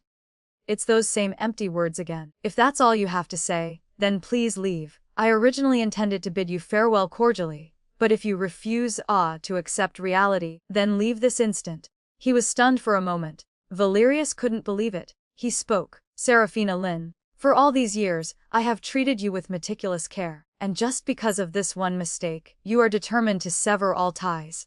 Look around this capital city. Which household doesn't have 3 wives and 4 concubines? Which man's wife behaves as you do? He softened his tone. From now on, I will treat you doubly well to atone for my mistakes, all right? Then he continued. That's right. Eldest sister-in-law also came to see you. A young maid followed eldest sister-in-law in. Soon, sister-in-law entered. Valerius's mother, Matron Xiao, is a strong and sharp woman, always forcing her daughters-in-law to adhere to the rules. Eldest sister-in-law is usually quiet and reserved, but she is kind-hearted and genuine. Unlike the second and third sisters-in-law, those two are like a swarm of bees and wasps buzzing about everything. Aside from the requisite morning greetings to my mother-in-law, I hardly ever interacted with them. But ever since Valerius left on his expedition and Lenny fell ill, eldest sister-in-law, with her wealth of experience, often came to help me care for him. She is a bit round, and as soon as she saw me, her eyes reddened. The first thing she said was, "Serafina, if you leave, what will I do?" I chuckled. Eldest sister-in-law fanned herself. "Usually, I at least have you to sit with me and listen to them gossip. Now you're leaving. Why are you doing this? What man doesn't stray? Valerius isn't marrying that Mongolian woman anymore. You just need to be a little stricter, and he'll be too scared to do it again. Do you really want to give up your position as the general's main wife just to let some lowly person from outside take it? And besides, you worked so hard to train your husband into the man he is, and now you're just going to hand him over to someone else. He's matured, yes, but it's a pity that from now on, he will only be good to another woman. Don't you feel wronged?" I smiled faintly. Eldest sister-in-law, thank you for taking care of me all these years, but my mind is made up. It cannot be changed. Seeing my resolute expression, she sighed helplessly. I never would have guessed.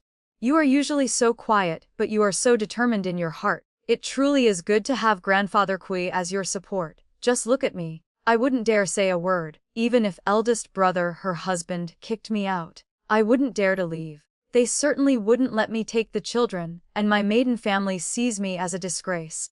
How could I have the face to go back? How would my younger sisters and nieces marry after that? I truly admire your strength. When eldest sister-in-law walked out, Valerius looked at her with an expectant gaze, but she only shook her head. Do you really want to take it this far? Lenny will not be going with you. He is the son of Valerius. My son. He spoke with finality, his voice carrying the imposing weight of a great mountain. I remained calm and replied, I will request an imperial decree. It will mandate that I raise our son until he is of age, after which he will be returned to the Xiao family. He raised his eyebrows, grinding his teeth. What do you want? I will not agree to a divorce. Whether you want to leave or stay is up to you. I don't care. Lenny ran in from outside. Valerius quickly scooped him up. I am taking my son home first. I will wait until you have thought things through clearly. I slammed my hand on the table. You dare take my son from me? His eyes were bloodshot as he yelled. I have tolerated you living in another man's house all this time. Is that not enough for you? What more do you want? Lenny, terrified, burst into tears. He pounded on Valerius, wailing and screaming. Let me go, you're a bad man. Master, save me. Lenny shrieked between his sobs. Valerius roared in anger. I am your father, you ungrateful wretch. I tried to step forward to grab Lenny, but Valerius seized my wrist and pulled hard. You are coming back with me. I was no match for him in terms of martial arts. At that very moment, Wang Da's voice rang out. General, please release the young mistress. Wang Da was calm, his face expressionless. This is someone else's home. It is not a place where the general can do as he pleases. Valerius glared at Wang Da, but Wang Da stood as still and immovable as a mountain. Valerius sneered. Today, I will be taking her and my son. Wang Da did not reply, but only slowly drew his broadsword. The blade glinted. First, you must ask this broadsword's permission. In that instant, I quickly pulled Lenny from Valerius's grasp. Lenny sobbed and clung tightly to my neck. Prince Julian Wadin saw the scene and laughed coldly. General, Since your return, hasn't your wife and son cried more than just a few times? I maintained my composure and replied, we were once childhood sweethearts who married out of love. Today, that fate has run its course. I hope this does not have to become ugly. I do not wish to make a scene, and I hope you do not force me to. Valerius's face darkened. He gritted his teeth and said, what will it take for you to forgive me? I answered calmly, if I cannot have the Xianxia, then so be it. You may marry as many people as you wish. As for me, I will consider myself free. Tomorrow, rumors will spread through the capital that an imposing prince dared to entangle himself with a married woman, that her husband came to retrieve her, but the prince refused to let her go. Is that not blatantly stealing another man's wife? Furthermore, Valerius is the great hero of the Great Joe, while Prince Julian is a prince. In this situation, it only made Prince Julian's display of authority seem more pronounced. Late at night, I sat by candlelight. Lenny was fast asleep in his blankets, his breathing soft. I sighed softly. We had been husband and wife for so many years, yet it turns out we never truly understood each other. I had believed he would never change his heart, and he believed I would always be soft. And so, we missed our chance and turned everything into this bitter impasse. I feared that tomorrow, the censors would begin to impeach Prince Julian. I gently opened the window. Outside, the snow was falling heavily again. The lantern under the eaves flickered. In the courtyard, a lone figure was silently watching me. Seeing that gaze, my tears fell unconsciously. It's not that I wasn't heartbroken. A sincere love had been misplaced. The years had flowed by like merciless water. The trust I had placed in Valerius was not just love, it was an expectation for a lifetime of happiness. To me, Valerius was not just the man I loved, he was my elder brother, my classmate from childhood. By my grandfather's side, he had been incredibly good to me, but I could never confide my deepest feelings to my grandfather, nor could I rely on him forever. Under my grandfather's strict gaze, I had to grow up. I could be willful, but I absolutely had to be strong. Only then could I survive in this cruel world. But Valerius was different. He would practice swords with me, pretending to lose. He would help me copy my assignments. When I was spoiled, he would coax me. When I was stubborn, he would say nothing and just follow behind me. There were so many things I wanted to tell him, so many words I wanted to say. I had always been waiting for him to return. I wanted to reminisce about the old days with him. I wanted to hold him on cold nights to warm each other. I wanted to watch the spring blossoms, the autumn moon, the summer rain, and the winter snow with him. I wanted to be with him, morning and night. But while I was thinking this, what was he thinking? What was he doing? He was holding another woman, confessing his love. Serafina. I was wrong. Please forgive me, just this once. Can you? I don't know when he had silently appeared outside my window. One person inside, one person outside, exactly like the old days. Back then, I would sit inside by the window reading, and he would pick the first plum blossom of winter and pass it to me through the frame, the branch still dusted with white snow. Back then, when he was Kurju, in his room doing the assignments for both of us, I would play outside, covered in mud, and appear at his window, startling him. He would just chuckle softly and tap my nose. Those days were all proof of the love we had for each other. I took a quiet breath. The cold, late nights make one's heart weaker. If we had just been a couple married by our parents' decree, with no feelings for each other, perhaps I could have forgiven him. But he had destroyed the love and the trust I had placed in him. I could not go back. Remembering these old memories, I looked at him in sorrow. Brother Valerius, we have both grown up. We can no longer return to those days at the Bailu Academy. He swayed, almost falling. Go back. I will bring Lenny. Serafina. He blocked my hand as I tried to close the window. Don't be like this. It because you are angry about Princess Xiaozhou. If so, you can take revenge on me. Is that alright? I know Prince Julian has always liked you. He has waited for you for so many years. Hasn't he always been waiting for this day? You can go to him, take your revenge, and then we can go back to living happily, just like before. Serafina, all of them. They are just passers-by in our lives. That is enough. Do not insult His Highness. Is it not true? Valerius growled, his voice cracking with a sob. You are so determined to leave me. Isn't it because you see him, waiting for you all these years, and you've realized he is better?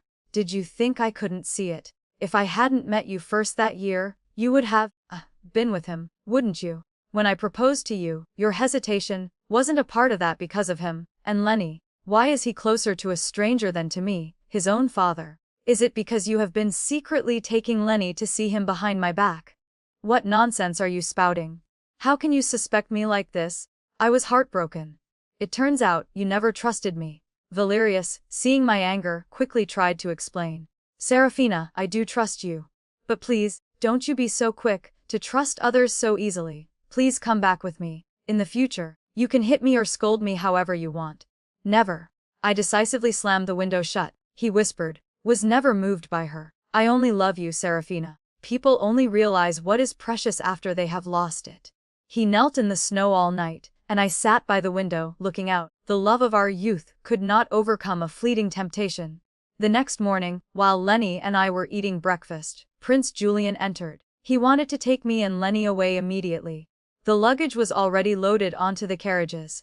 I was surprised for a moment, but then I realized this was the best way to leave the capital. The Emperor, Adrian, did not want Valerius to lose me, but I did not want to go back. If this stalemate continued, it would only become a joke for the world. But what about your official duties? I asked. He smiled, as if he wanted to renounce the court and become a free wanderer. I have been an idle prince for so many years, it makes no difference to the court whether I am there or not. I've spent years shouldering burdens for my imperial brother. Now, I just want to rest. Valerius had long since collapsed from exhaustion. He hadn't rested for days and had been standing in the snow all day and night. In the morning, the servants found him unconscious in the courtyard and rushed him back to the general's manor. Our journey went smoothly. Although I was always worried the Xiao family would come to take Lenny, the truth was different. No one came. I was gone. The Xiao family would have a new wife, a new son. Prince Julian rode on horseback beside our carriage. Lenny was constantly mischievous. Occasionally, he would lift the curtain to say in a weak voice, Master, Lenny wants to ride a horse too. You may not. Prince Julian was rarely so serious with him. It is too cold. If you catch a cold, your mother will be heartbroken. Prince Julian's actions this time didn't seem like a sudden departure, but rather something long planned. Besides luggage, he even brought the imperial physician, Liming, to accompany us. After 5 or 6 days, Lenny's face began to turn pale. The roads were rough, and the food on the journey couldn't compare to the manor. It was understandable that he felt unwell. When we stopped to rest at a tea house, we were suddenly attacked. There were more than a dozen of them, and they even set off smoke bombs, creating chaos. A sharp sword lunged toward me. I held Lenny tightly and rolled to the side to dodge. Perhaps the smoke limited their vision, so they didn't use arrows but instead closed in. Every strike was ruthless, aimed right at me. In the midst of the battle, a cold voice said, Serafina Lin, only when you are dead will Valerius marry me with all his heart. You were the one last time. Princess Xiaozhou. I stepped back, naturally clearing a path. Behind me was Wang Dai. A fatal blow was aimed at Princess Xiaozhou. She was clearly at a disadvantage. She never expected a mere carriage driver to know martial arts. Wang Da wasted no words, landing a heavy kick on Princess Xiaozhou's chest. She fell hard to the ground, spitting out a mouthful of fresh blood. The dark veins on her face slowly faded, and her face turned pale. At this point the smoke cleared. All the masked men who followed Princess Xiaozhou had been killed by the guards. Prince Julian approached me, his voice filled with a chilling aura. We finally lured her out. Kill her now to eliminate future trouble. Princess Xiaozhou looked at us in terror and scrambled backward. You cannot kill me. I am a Mongolian princess. I am related to the alliance between our two nations. If you kill me, war will break out on the border again. You will all be sinners. Prince Julian laughed coldly. Mongolia could not stand against the Great Zhou, which is why you had to submit. The real reason for the truce is that you are not our match. Did you really think it was because of that ridiculous love between you and General Xiao? Besides, Mongolia has dozens of princesses. Are you sure your sisters aren't all hoping you'll die so they can take your place? At that moment, Valerius also rode up. Seeing the situation on the ground, he instantly understood what had happened. Valerius couldn't believe it, asking, why would you harm my wife and son? Princess Xiaozhou, as if seeing a lifeline, begged, Valerius, save me. Valerius demanded, why did you try to assassinate my wife and son? She remained stubborn. I didn't kill them. But all you think about day and night is bringing them back.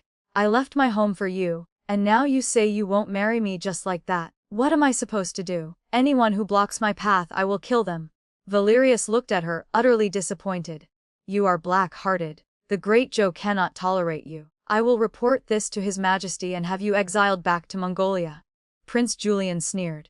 Release the tiger back to the mountain. That will only bring endless trouble. Is the general this merciful on the battlefield as well? Valerius's face darkened. He didn't even bother to show respect to Prince Julian anymore. Valerius said coldly, Your Highness, she is already gravely injured, her guards are all dead, she is nothing but a cripple. Even so, she is still a Mongolian princess. This prince does not care if she is a princess or not. Prince Julian sneered, walking step by step toward Princess Xiaozhou. She had no escape. The sword in his hand glinted faintly. Prince Julian had always been decisive. On the path to victory, he had stood on a mountain of corpses to achieve glory for himself and his brother. He was not a merciful man. I grabbed his hand. Your Highness. Wait. He turned to look at me, surprised. Princess Xiaozhou also stopped crying, her eyes filled with hope. I quietly told my son, Close your eyes. Lenny hugged Prince Julian's neck tightly. I took the sword from the prince's hand. Before anyone could react, I plunged it straight into Princess Xiaozhou's chest. Blood trickled from the corner of her mouth. She looked down at her chest, then at me. She tried to raise her hand, but it finally fell weakly to her side. I pulled the sword out. Blood gushed out. She collapsed to the ground. Wang Da went to check the pulse on her neck. After a moment, he shook his head. Princess Xiaozhou was dead. I killed her with my own hands. I cannot be soft-hearted like a common woman, tolerating a sharp blade hidden in the shadows, threatening me and Lenny. Although Prince Julian could have done it for me, I cannot rely on others forever. Valerius stood silently for a long time, seemingly shaken. I have always protected you, kept your hands from being stained with blood. I replied, That is why, from this day forward, I no longer need your protection. Lenny was frightened by the sight. Prince Julian picked him up and gently comforted him. Valerius said bitterly, In truth, I realized long ago that you two are very similar. It made me afraid I would lose you to him. I retorted angrily, Do not speak such nonsense. Between him and me, we are innocent. Do you think everyone is like you? Prince Julian has helped my son and me a great deal. He should not be slandered. Furthermore, we are completely innocent. He showed a wounded expression. Our feelings for each other were already faint. Who would have thought that today, we would look at each other with such disgust? He wanted to say something, but hesitated. I had nothing more to say to him. Before mounting his horse, he asked, Can I hug you one last time? I remembered the scene of him and Princess Xiaozhou embracing in the study. I shook my head slightly. He dropped his hands in defeat. Valerius left. Lenny, in Prince Julian's arms, peeked at him, a tear rolling down his cheek. How could Lenny not love a father whom the whole world respected? On the road, I heard Lenny whisper to Prince Julian, Master, that day, when father left me at the martial arts field, Princess Xiaozhou came to find me. She said she was already carrying father's child. She also said she would kick mother and me out of the manor. Prince Julian's heart ached. He held Lenny and comforted him gently. Here, no one will ever say such things to you. Even so, Lenny remained a little melancholic. After nearly a month on the road, we finally arrived in Hangzhou. My Grandfather Kui, was overjoyed to see us, tears streaming down his face. Prince Julian claimed he was a merchant who had escorted me back south.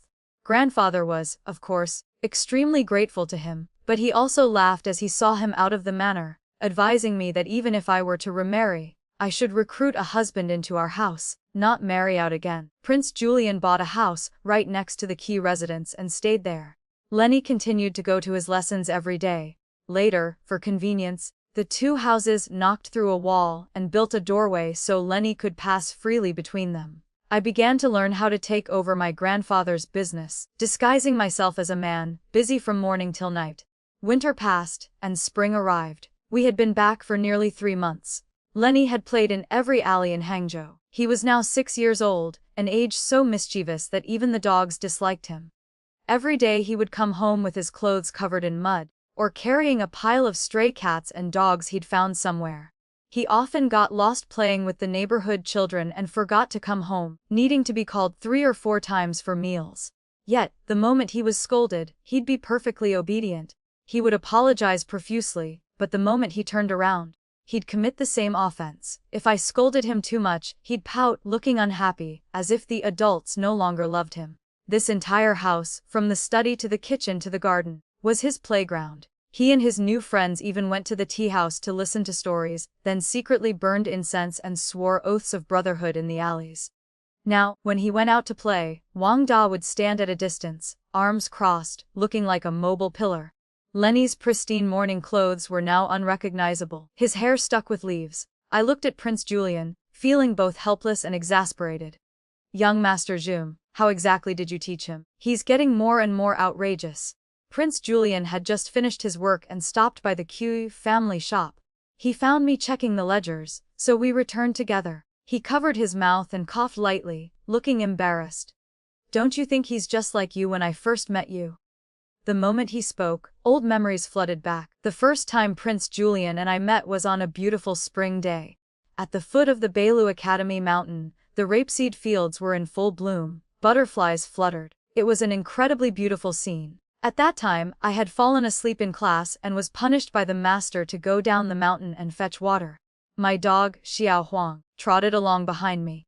When we reached the rapeseed field, he happily chased butterflies. Seeing his goofy antics, I couldn't help but laugh, and my gloomy mood from being punished vanished. Seeing him so happy, I wondered why I couldn't be happy too. So, I set the water buckets aside and started chasing butterflies with Xiao Huang. It was truly fun, but I was so engrossed in playing that I didn't watch my step and slipped, tumbling down a terraced slope. Luckily, the earth was soft, so I wasn't hurt, just embarrassed. Xiao Huang looked at me and barked loudly, as if he was mocking me.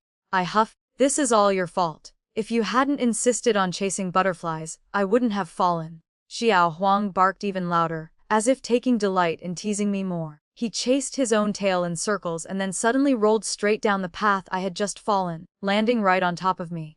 "Oh, you stupid dog. From now on, I'll just call you Stupid Wang," I exclaimed angrily. On the hilltop, a young master in brocade robes witnessed the scene and burst out laughing. I was mortified. When he asked me for directions, I intentionally pointed him in the wrong direction, making him walk an extra half shichen, 1 hour. That was the first time I met Prince Julian. After that, he always looked at me coldly, believing I had infatuated his elder brother, Emperor Adrian, and distracted him from his grand ambitions, which made him dislike me even more. Many years passed. Adrian was now on the throne. Naturally, we couldn't be as close as before. Valerius had become the renowned great general of the Great Zhou, and he and I could never return to the feelings of our youth. Who would have thought, Thor, that the person who once despised me the most, Prince Julian, would become the person closest to me, the one who helped me the most. Fate is truly unpredictable. I smiled lightly. You hated me so much back then. Was it because I tricked you that first time? Recalling that carefree youth, I couldn't help but feel nostalgic. Prince Julian raised an eyebrow, a smile slowly appearing in his eyes. I am not such a petty person. Before I could reply, a small, grimy hand pulled back the carriage curtain, revealing Lenny's face, dirty as a kitten. His childish voice spoke politely. "Mother. Today, your son wishes to invite guests. I hope Mother can help prepare a banquet." He looked as if he was trying very hard to be mature. I stepped out of the carriage and asked, "Who do you want to invite?"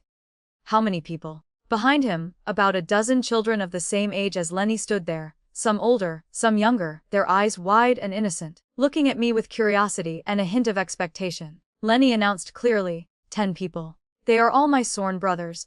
All right. Mother will go and prepare. Is there anything special you'd like to eat? This was the first time he had made such a request of me. His dirt-stained face flushed red. He replied, "Just make whatever I like best." My maid Caillou laughed. "Young master, you are truly adorable. But you like so many dishes. I'm afraid one table won't be enough." I teased him. Lenny pouted slightly but maintained his adult demeanor, bowing respectfully. "Thank you, Mother. I will take my brothers to greet Master first, and then we will return home for the feast." With that, the group of a dozen children happily trooped off. A few crowded around Lenny. A boy named Xiao Tianlin said, "You're amazing. Your mother didn't spank you." Last time I said that to my mother, she didn't say anything. She just grabbed the cane and asked if my homework was done. My bottom still hurts. The other children voiced their agreement. Lenny tried to suppress his pride and said solemnly, "My mother never hits me. Because I am already an adult." This statement made all the children look at Lenny with even deeper respect. Prince Julian stepped down from the carriage and stood beside me, watching the children leave. "So, he holds you in high regard. It's a good thing we keep him in check. Otherwise he'd be turning the heavens upside down by now." I smiled lightly. "Young Master Zhu, he is on his way to greet you right now. Shouldn't you hurry back to receive him?" Prince Julian smiled. Naturally, I must also introduce his brothers to their master. We both laughed. On Lenny's birthday, his sworn brothers came to the manor again to eat and drink their fill. While the children were playing happily in our courtyard, my grandfather, Grandfather Kui, and Prince Julian sat eating in the main hall. Halfway through the meal, a maid entered and hesitantly asked me, "The young master wishes to know if he and his friends can have a jar of wine." I replied, "Tell him if he dares to drink wine, I will ground him for 3 days."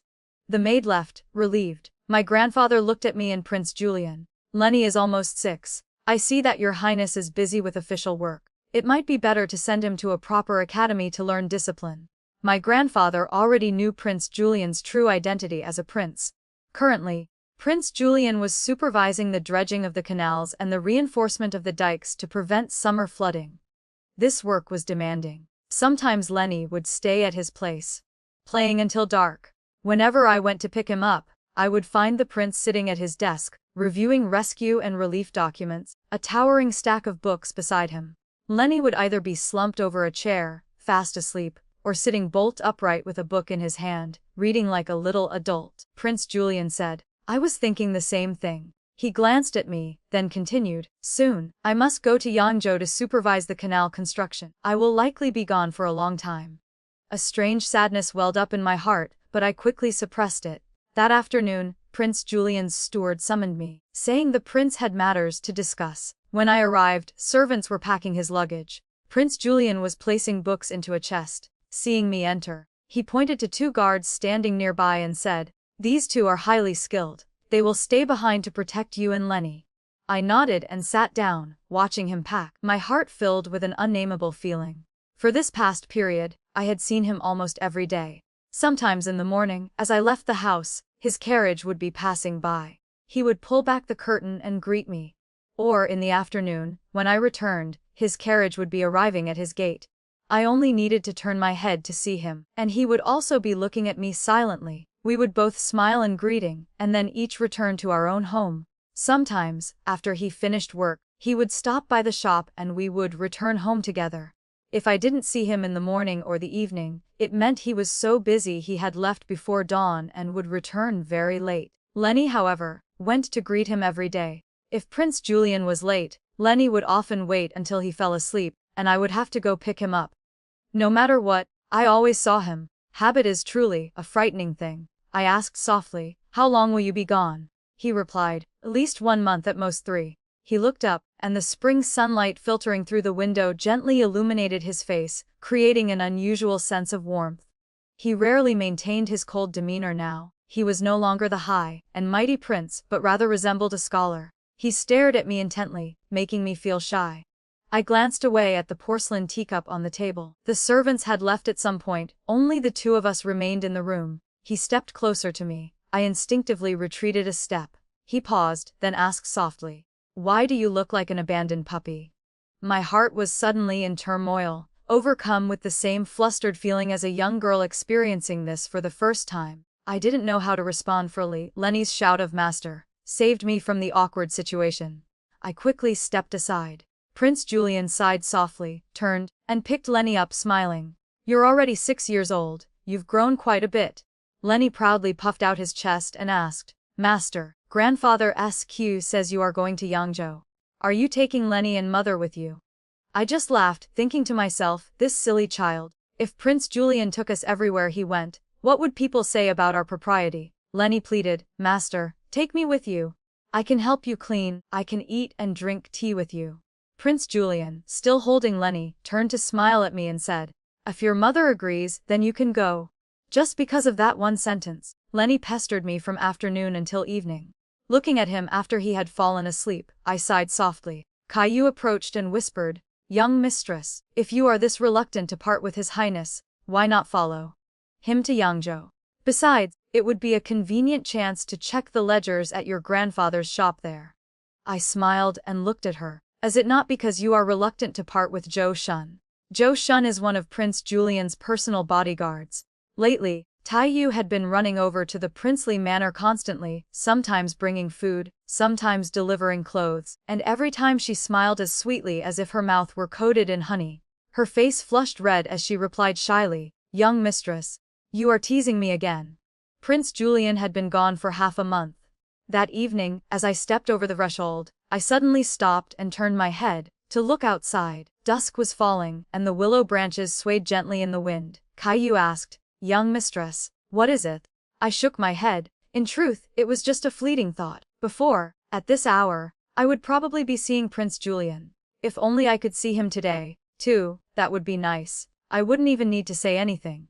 Just seeing him once would be enough. That night, I dreamed I had returned to the Bailu Academy. We were secretly drinking wine together, just like in the old days. That year, I was only 15. The two brothers, Prince Julian and Emperor Adrian, were preparing to return to the capital. My grandfather's QE did not agree to let me follow them. Before their departure, we drank heavily. Afterward, I was completely drunk. The world was spinning. Valerius carried me back to my room. Although I was very dizzy, I still had a sliver of consciousness. I lay in a daze on the bed, feeling as if I had fallen asleep, yet someone was standing by my bed, separated by the bed curtain. After a moment, that person sat down and took my hand. The hand was warm and soft, but there were thin calluses on the palm. It was not Valerius's hand. The person said, "I am leaving soon." My heart suddenly clenched, and I realized this was a dream. This time, I do not know if I will return alive. He sighed softly. My consort mother passed away long ago. I have no one left to miss. If I fail, I have nothing to worry about. In my dream, I thought, what kind of dream is this? Why does it feel so real? I was even dreaming of Prince Julian, the one who always looked at me with displeasure. You are so carefree all day, it's truly irritating. He spoke with annoyance, as if all the suffering of others was just a joke in my eyes, perhaps finding it inconvenient to speak. Through the curtain, he pulled it aside and looked at me. I looked back at him with drowsy eyes. He was startled. You're awake. How did you get into my dream? Julian Ju, this is a dream, right? Or did you really sneak into my room? Be careful, or I'll hit you. After a moment I added sadly, it's a pity I can't beat you. Why didn't you go easy on me when we were practicing swords? He was stunned for a moment, then pinched my cheek. I looked at him, dissatisfied. You're just as disagreeable in my dreams as you are in real life. He laughed and said, I have wanted to pinch you for a long time. Every time you do something wrong, you look so innocent and then you just do it again. I only wanted to pinch your cheek. I grabbed his hand and laughed lightly. Your hand is so warm, it's nice. I held his hand, stroking it as if I'd found a new toy. His fingers were pale and slender, twice the size of mine. He looked at me, his eyes filled with melancholy, and asked softly, If I had been the one to meet you first, would you have liked me? I looked at him. It felt like he had just made a great resolve. He continued, I am leaving this time, and I don't know if I'll live or die. There are some words that, if I don't say them now, I fear will be buried forever. Serafina Lin, ever since you learned my real name, you are the only one who always calls me by my full name. I used to think it was because you were distant. Now, I feel a tenderness in it that others don't have. He looked at me, his eyes sincere. I like you. You can just treat this as a dream. In this dream, I don't want to restrain my feelings. From the first time I met you, I have liked you. I know you are a girl who looks weak and naive. But it is a pity you met someone else before me. He spoke with great sadness. Although I had always thought he was a disagreeable person, always so stern, he was actually a good person. One time, we went up the mountain alone to deal with bandits, and he didn't hesitate to use his own body to shield me from an arrow. I held his hand and said softly, Don't be sad.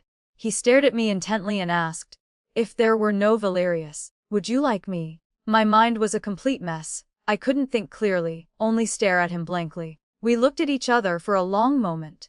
His eyes were like peach blossoms. Because of the wine, his eyes seemed to hold a warm, brilliant, and mystical mist. I said in a daze, You are very beautiful. Do you like that? He looked disappointed. To make him happy, I said softly, If me liking you makes you happy, then, I like you. He hummed in acknowledgement. I pressed on, So, I like you. Are you happy now? He let out a soft laugh, a smile I had never seen on him before. It was as brilliant as spring blossoms bursting forth, making the entire world seem to stand still. I laughed along with him. He looked at me gently, and said, If there were no Valerius, I would marry you. Or, if you do not marry him, I will marry you. I whispered softly, Okay. The next morning, back in the present, I woke up and sat on the bed in silence, thinking. Memories that had been long forgotten in the deep corners of my mind suddenly rushed back.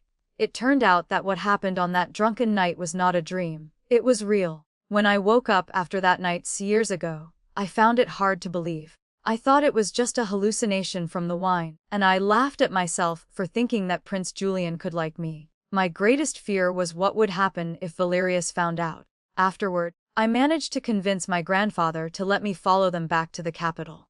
But during the entire journey, I avoided Prince Julian, and he showed no kindness toward me either. This only strengthened my belief that the whole thing had just been a dream. That is, until a few days before Valerius and I were to be married. Prince Julian, completely drunk, snuck into my room in the middle of the night. I was terrified. He was so drunk he was incoherent. I didn't dare call for the servants, fearing that the honor of us both would be ruined. He gripped my wrist tightly and asked me just how much I liked Valerius. Honestly, at that moment, I almost thought he had special feelings for Valerius. I got angry and said, "Don't tell me you like him too. I'm telling you, he's mine." His eyes were bloodshot as he stared at me silently. The smell of wine mixed with his natural scent made me blush, and my breathing became chaotic. I tried to remain calm and asked, "What are you trying to do? I am about to be married. Why do you keep harassing me, even if you hate me? That much, you don't need to do this." He chuckled softly, his voice gentle. "You really are a fool. You're so stubborn. Aren't you afraid of being bullied when you move into the general's manor?" I huffed. I knew I couldn't argue with a drunkard, but I was still indignant. "Who would dare bully me? I'll beat them senseless." He laughed, his body shaking, and leaned his head on my shoulder, teasing, "You.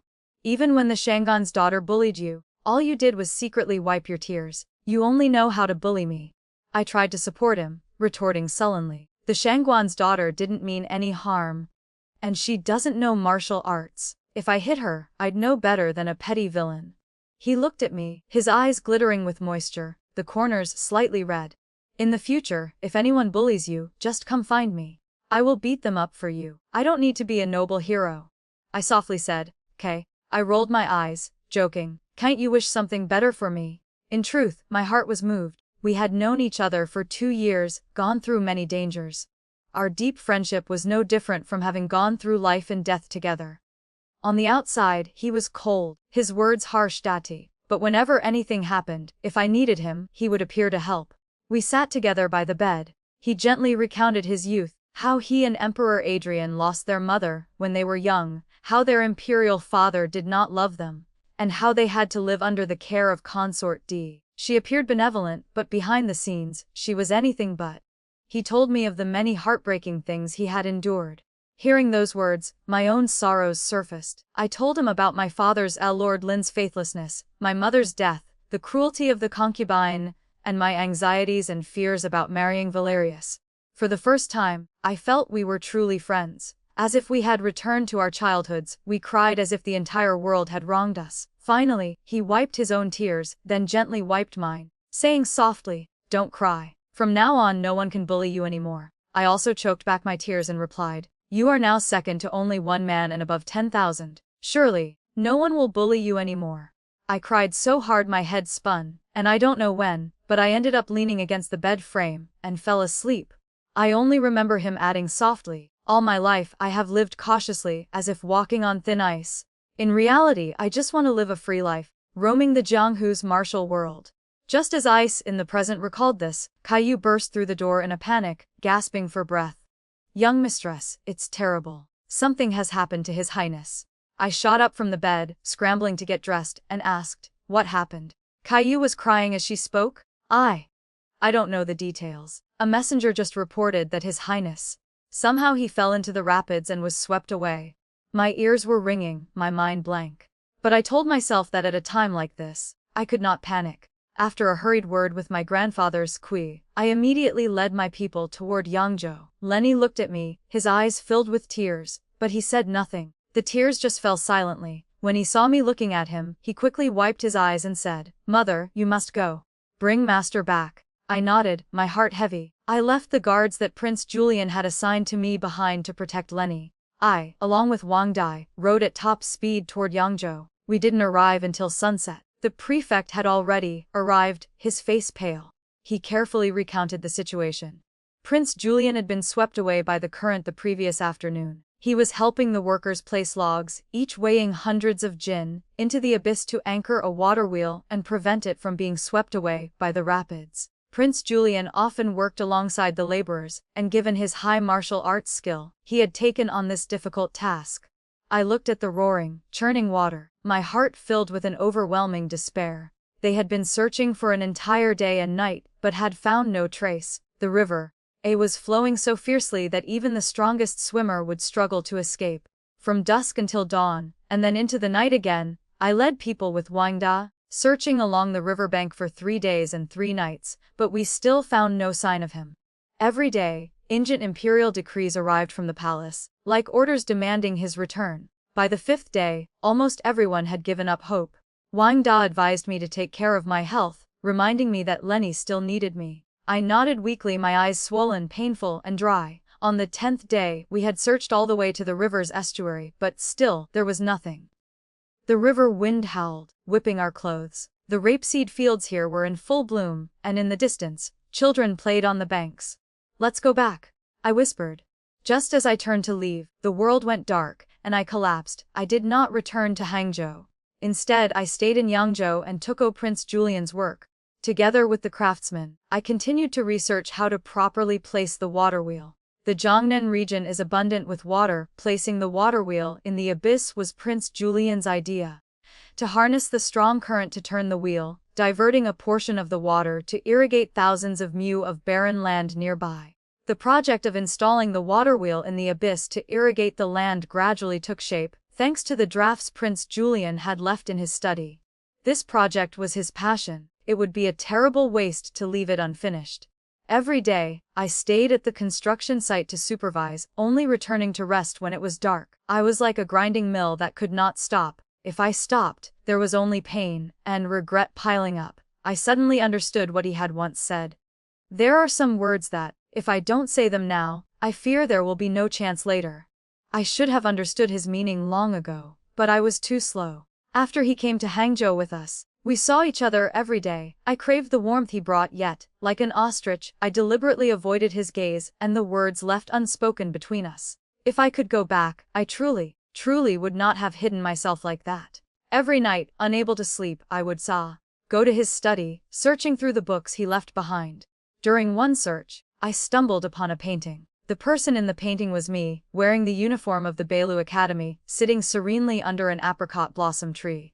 Beside me was a jug of wine, my smile innocent and carefree. Tears fell. That year, a light drizzle was falling. We went on a spring outing together. Valerius and Emperor Adrian were waiting in the river catching fish, while I sat under a tree, drinking. Details I thought I had forgotten suddenly came back, as clear as yesterday. Prince Julian was also sitting not far away.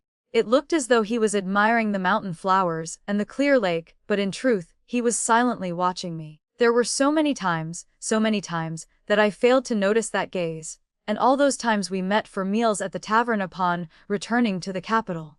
After the meal, Valerius would take me to see the lanterns by the river. When I stood in front of a stall selling Chang and the Jade Rabbit lanterns, I could feel him standing there, silently, hidden behind me. But now that I finally realize it and turn my head, he is no longer there. I couldn't help but sob. Why did I have to understand everything so late? Why wasn't I braver? Why didn't I show him even a little more concern? Why didn't I look at him just one more time? One evening at dusk, as I was eating with the craftsmen on the mountain, the sound of horse hooves suddenly echoed from the distance. I froze. Tears welled up. My heart pounded with joy, thinking it must be Prince Julian returned. I quickly dropped my bowl and chopsticks and ran down the mountain. But the rider was Valerius. He had come to replace Prince Julian. To supervise the flood control project, Valerius rode up dismounted and asked, his voice full of pity, "Why do you look so haggard?" I avoided his outstretched hand, causing him to fall silent. Since Valerius's arrival, the project progressed more smoothly, but my heart only grew emptier by the day. If he were still alive, he would have definitely come back by now. A month later, my grandfather's queue arrived in Yangzhou with Lenny. Lenny was crying like a rainstorm. This was the first time he had been away from me for so long. I held him and cried with him. My grandfather also stood nearby, wiping his own tears. He told me, "One must look forward. You still have to take care of Lenny. Valerius truly wants to reconcile with you," he said. Serafina, no matter what happened between you and him, just forget it all. Consider it as if you were once lost on the mountain, but now you have returned to the right path. He will cherish and love you for the rest of your life and absolutely will not let you suffer. I replied, don't want to go back. I don't need to go back. Whether I stayed here or anywhere else, Valerius wanted to be with me, but I no longer had the heart to respond to him. When the project was completed, I took Lenny to see the giant water wheel. It turned, transporting the roaring current to irrigate the vast barren fields, channeling the water around the green mountains. Trees grew lush and verdant, the wasteland had transformed into fertile fields. But the person who had planned it all was gone. Amidst the sound of the rushing water, Lenny looked up at me and asked in an innocent voice, "Mother, will Master come back?" My tears fell faster than I could speak. I still didn't know how to answer him. Valerius rode up, extending his hand toward our son. "Come, son." Lenny hesitated, glanced at me, and then took a step back. Valerius didn't get angry. He simply dismounted and stood with us, gazing at the mountains and rivers. "Son, soon father will take you to the Bailu Academy. Are you happy?" Lenny replied sadly, "I'm not happy." Valerius immediately began to lecture him. "A man cannot always go against his mother's wishes." Lenny retorted, "I'm not." He then began to talk about his sworn brothers. I just sighed silently. Time is truly a frightening thing. Valerius had only been here for just over a month, but he was attentive to Lenny every day. He was also the great general, respected by all. Although Lenny didn't say it, his heart was already proud to have such a father. As time passes, how long can a child's memory last? In the end, Valerius held Lenny with one arm and led the horse with the other, walking in front. I followed silently behind. As we neared the manor gate, he suddenly turned his head and told me, "I have already submitted a memorial to His Majesty, requesting to stay in Jiangnan. No matter what, I will stay here beside you both." Before I could say anything unpleasant, a wild horse lost control and charged straight toward us. Valerius quickly pulled me behind him, shielding me from danger. When I regained my senses, Lenny was already held tightly in Valerius's arms, and I, too, was being protected by him.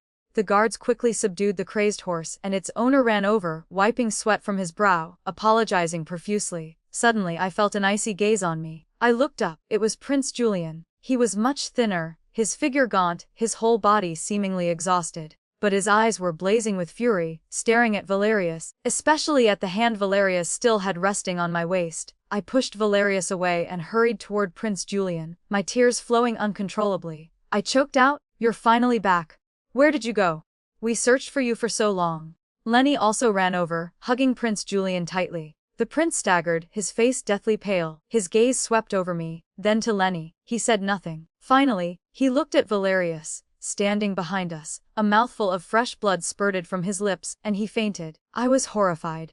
I discovered a very serious wound on Prince Julian's chest. The ones who brought him back were an elderly farming couple. They said they had found him by the riverbank, already unconscious. He had been in a coma for many days. They had called a physician, but the wound kept reopening.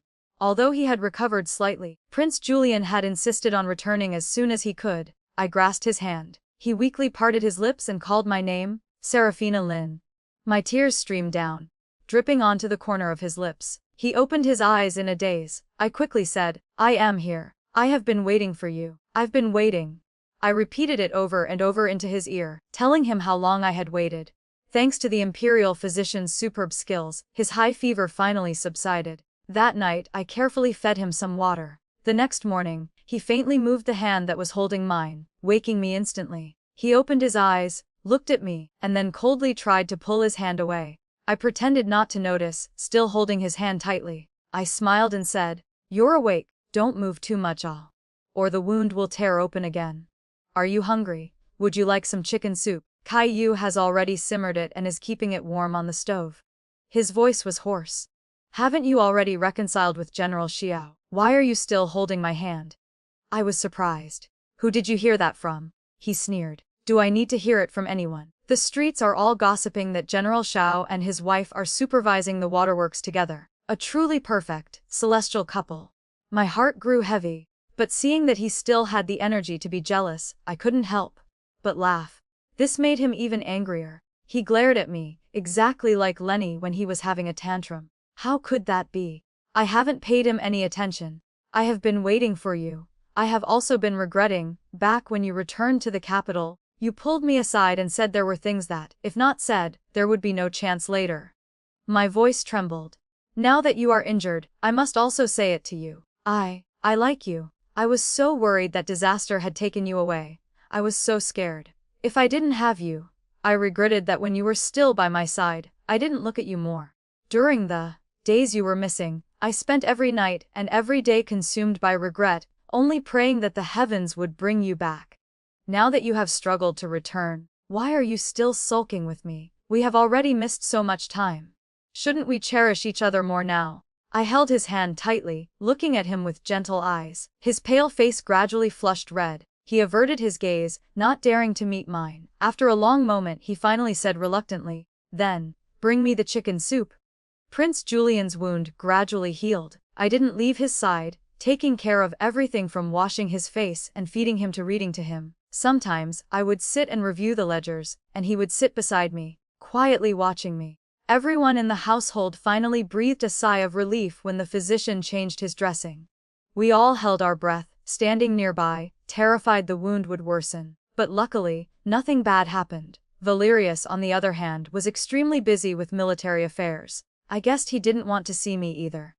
You still bear the title of his wife, yet you are so intimate with another man. I had mentioned several times that I wanted to return the Xianxia's divorce letter, but he remained silent, his expression growing more and more strained. By the time we were at the river, his brow was constantly furrowed. He had finally transformed into a jade-faced llama. Lenny had grown a bit closer to him. On summer afternoons, we would stroll through the garden. The lotuses were in full bloom, swaying in the gentle breeze. I supported Prince Julian, not realizing when he had taken my hand in his.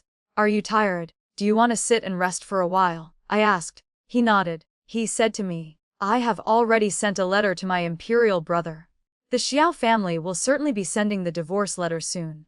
I just nodded, a wave of sorrow washing over me. My wedding back then had been so magnificent. Now, everything had changed, leaving only a sigh. Fate truly turns in unpredictable ways. Afraid of upsetting him, I smiled and said, "Speaking of your imperial brother, Emperor Adrian, he really went too far. That year, he clearly promised me 3 things. He laughed and replied, he was just afraid you were acting on impulse. Perhaps in the eyes of men, having 3 or 4 wives is just a test. For the main wife, even if she gets angry, it's no big deal." Thinking of Emperor Adrian's harem, I laughed and joked, "You 2 brothers are truly opposites. You have no one by your side, while your imperial brother has a house full of wives and concubines." Prince Julian said seriously, "Wrong. I do have someone by my side." After speaking, he looked directly at me. My face suddenly flushed red, and I quickly lifted my teacup to my lips to hide it. We talked about many things, from the business at the shops, the currently popular fabrics, and the price of rice and oil, to the changes in the imperial court. "Ah, that's right. My father, Lord Lin, due to excessive corruption, and his concubine's son, for abducting a good family's daughter and causing her father's death, were reported to the emperor. The minister's manor collapsed overnight. My father was exiled and died on the road. The concubine's son was beheaded. The concubine herself went mad and committed suicide by jumping down a well. At other times, our conversations were completely mismatched. He would talk about the lotus blossoms blooming in the courtyard, while I would mention the need to acquire the shop next door. We each spoke of different things. But we both felt very happy. By rights, I shouldn't have gone to his room at night. But tonight, I suddenly had a strong desire to see him, so I went. Just as I was about to push the door open, I heard voices inside. It was Valerius. Valerius's voice was cold and filled with resentment. He said to Prince Julian, "You have been waiting for this day for a long time, haven't you? I am telling you, I will absolutely not give her the divorce letter. When you are with her, you will forever be without title or status, just an unrecognized lover." Prince Julian replied calmly, "I love her, and she loves me. Why should we care about the world's opinion? Life is short. Why waste time on people and matters that are not worthy?" Valerius continued, "You planned this long ago. You intentionally became Lenny's master to close the distance, then used the opportunity to get closer to her. You are despicable. I saw through your intentions long ago." Prince Julian sighed.